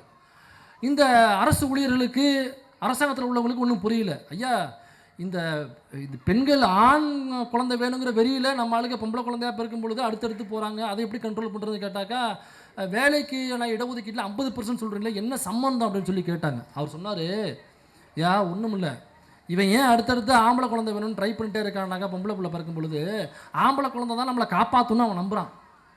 ஆம்பளை பிள்ளை தான், ஏன்னா பொம்பளை பிள்ளைய கட்டி கொடுக்கணும், டவுரி கொடுக்கணும், வரதட்சணை கொடுக்கணும், அது ஏகப்பட்ட செலவுகள் இருக்குது. பொம்பளை பிள்ளையை காப்பாற்றணும், இந்த சீமான் மாதிரியான பொறுக்கிகள் மத்தியில் பொம்பளை பிள்ளையை எப்படியாவது பாதுகாக்கணும், இப்படி நிறைய பொறுப்புகள் இருக்குது. ஆம்பளை பிள்ளைனாக்கா நம்ம கவலைப்படவே தேவையில்லை, அது பாட்டுக்கு போகும் வரும், எங்கிட்டாவது தெரியும். அப்புறம் அதனால் ஆம்பளை பிள்ளை தான் வேலைக்கு போய் கடைசி காலத்தில் நம்ம கஞ்சி ஊற்றுவாங்க. சம்பாதிக்கக்கூடிய உரிமை, சம்பாதிக்கக்கூடிய திறமை ஆண்களுக்கு தான் இருக்குது. எனக்கா வேலைக்கெல்லாம் ஆம்பளைங்க தான் போகிறாங்க அப்படின்னு நம்பிக்கிட்டு இருக்கான் அவன். அதனால் என்ன பண்ணுறான்னாக்கா, ஆம்பளை பிள்ளை வேணும், தனக்கு கடைசி காலத்தில் கஞ்சி ஊற்றணும் அப்படிங்கிறதுக்காக அவன் பொம்பளை பிள்ளையை பற்றிட்டு இருக்கான். அதனால் நீ என்ன பண்ணுறனாக்கா, பொம்பளை பிள்ளைகளுக்கு வேலையில் 50% இடஒதுக்கீடு கொடுத்தீங்கனாக்கா, பிறக்கிற பொம்பளை பிள்ளை படித்த உடனே அது பாட்டுக்கு வேலைக்கு போகும், பெற்றோர்களை காப்பாற்றும். அதனால் ஆம்பளை பிள்ளையை நோக்கி போக மாட்டான். இதை அமல்படுத்து. ஃப்யூச்சரில் நீ கொஞ்சம் வருஷம் கழித்து பார்த்தீங்கன்னாக்கா, இந்த சதவிகிதத்தை சென்சஸ் எடுத்துப்பார். அதில் இந்த ஆண் குழந்தை வேண்டும் என்கிற வெறியில் குழந்தை பற்றிக்கிட்டவங்களோட எண்ணிக்கை கம்மியாகும், போக போக குறையும் அப்படின்னு. பெண்களுக்கான வேலையில் இடஒதுக்கீடு கொடுக்குற 50%, அப்போ தாண்டா அந்த அதிகமான குழந்தைகள் பெற்றுக்கிறதுல அவன் கண்ட்ரோல் பண்ணுவான் அப்படின்னு பெண்களுக்கான வேலையை அந்த முற்போக்கான பார்வையில் பெரியார் பார்த்து சொன்னார். வேலைக்கு செல்லும் பெண்கள் விபச்சாரிகள்னு சொன்ன காஞ்சி சங்கராச்சாரியருக்கு பச்சை மட்டை வைத்தியம் கொடுக்கணுமா இந்த பரதேசி? அல்லது பெண்களுக்கு வேலையில் இடஒதுக்கீடு குடுறா, வேலையே பெண்களுக்கு சொத்தில் சம பங்கு குடுறா, பெண்களுக்கான உரிமையை எவனாவது பறிச்சானாக்கா அவனுக்கு பச்சை மட்டை வைத்தியம் பண்ணுறான்னு சொன்ன பெரியாருக்கு பச்சை மட்டை வைத்தியம் பண்ணணும்னு சொல்லுமா? இதை பச்சை மட்டை வைத்தியம் பண்ணணும்னு சொல்கிற அந்த பரதேசி இருக்கான்ல, இவனை நோக்கி இந்த கேள்விகளை நாம் எழுப்ப வேண்டும். ஒருவேளை கேள்வி எழுப்பினா அவனுக்கு புரியறதுக்கு வாய்ப்பு இல்லை. அதனால் செருப்பு சைஸு 9, 10 இருந்துச்சுனாக்கா 7, 8 அப்படிங்கிற நம்பரில் எல்லோரும் செருப்பை ஒரு எக்ஸ்ட்ரா ஜோடி வாங்கி வச்சுக்கோங்க. ஏன்னா அவனுடைய செருப்பு சைஸ் 7, 8ன்னு அவனே தான் சொல்லியிருக்கான். அதனால் அந்த செருப்பை நாம் அவருக்கு பரிசீலிக்க வேண்டும் என்று நான் கேட்டுக்கொள்கிறேன். ஊர்களில் ஓட்டு கேட்டு வரும்பொழுது 7ஆம் நம்பர் 8ஆம் நம்பர் சைஸை தயவு செய்து தேடி எல்லோரும் கையில் ஒரு எக்ஸ்ட்ரா செருப்பு ஜோடியை வைத்துக் கொள்ளுமாறு உங்களை தாழ்மையுடன் கேட்டு வேண்டி விரும்பி கேட்டுக்கொள்கிறேன். வாய்ப்பளித்த அனைவருக்கும் நன்றி கூறி அமர்கிறேன். நன்றி, வணக்கம்.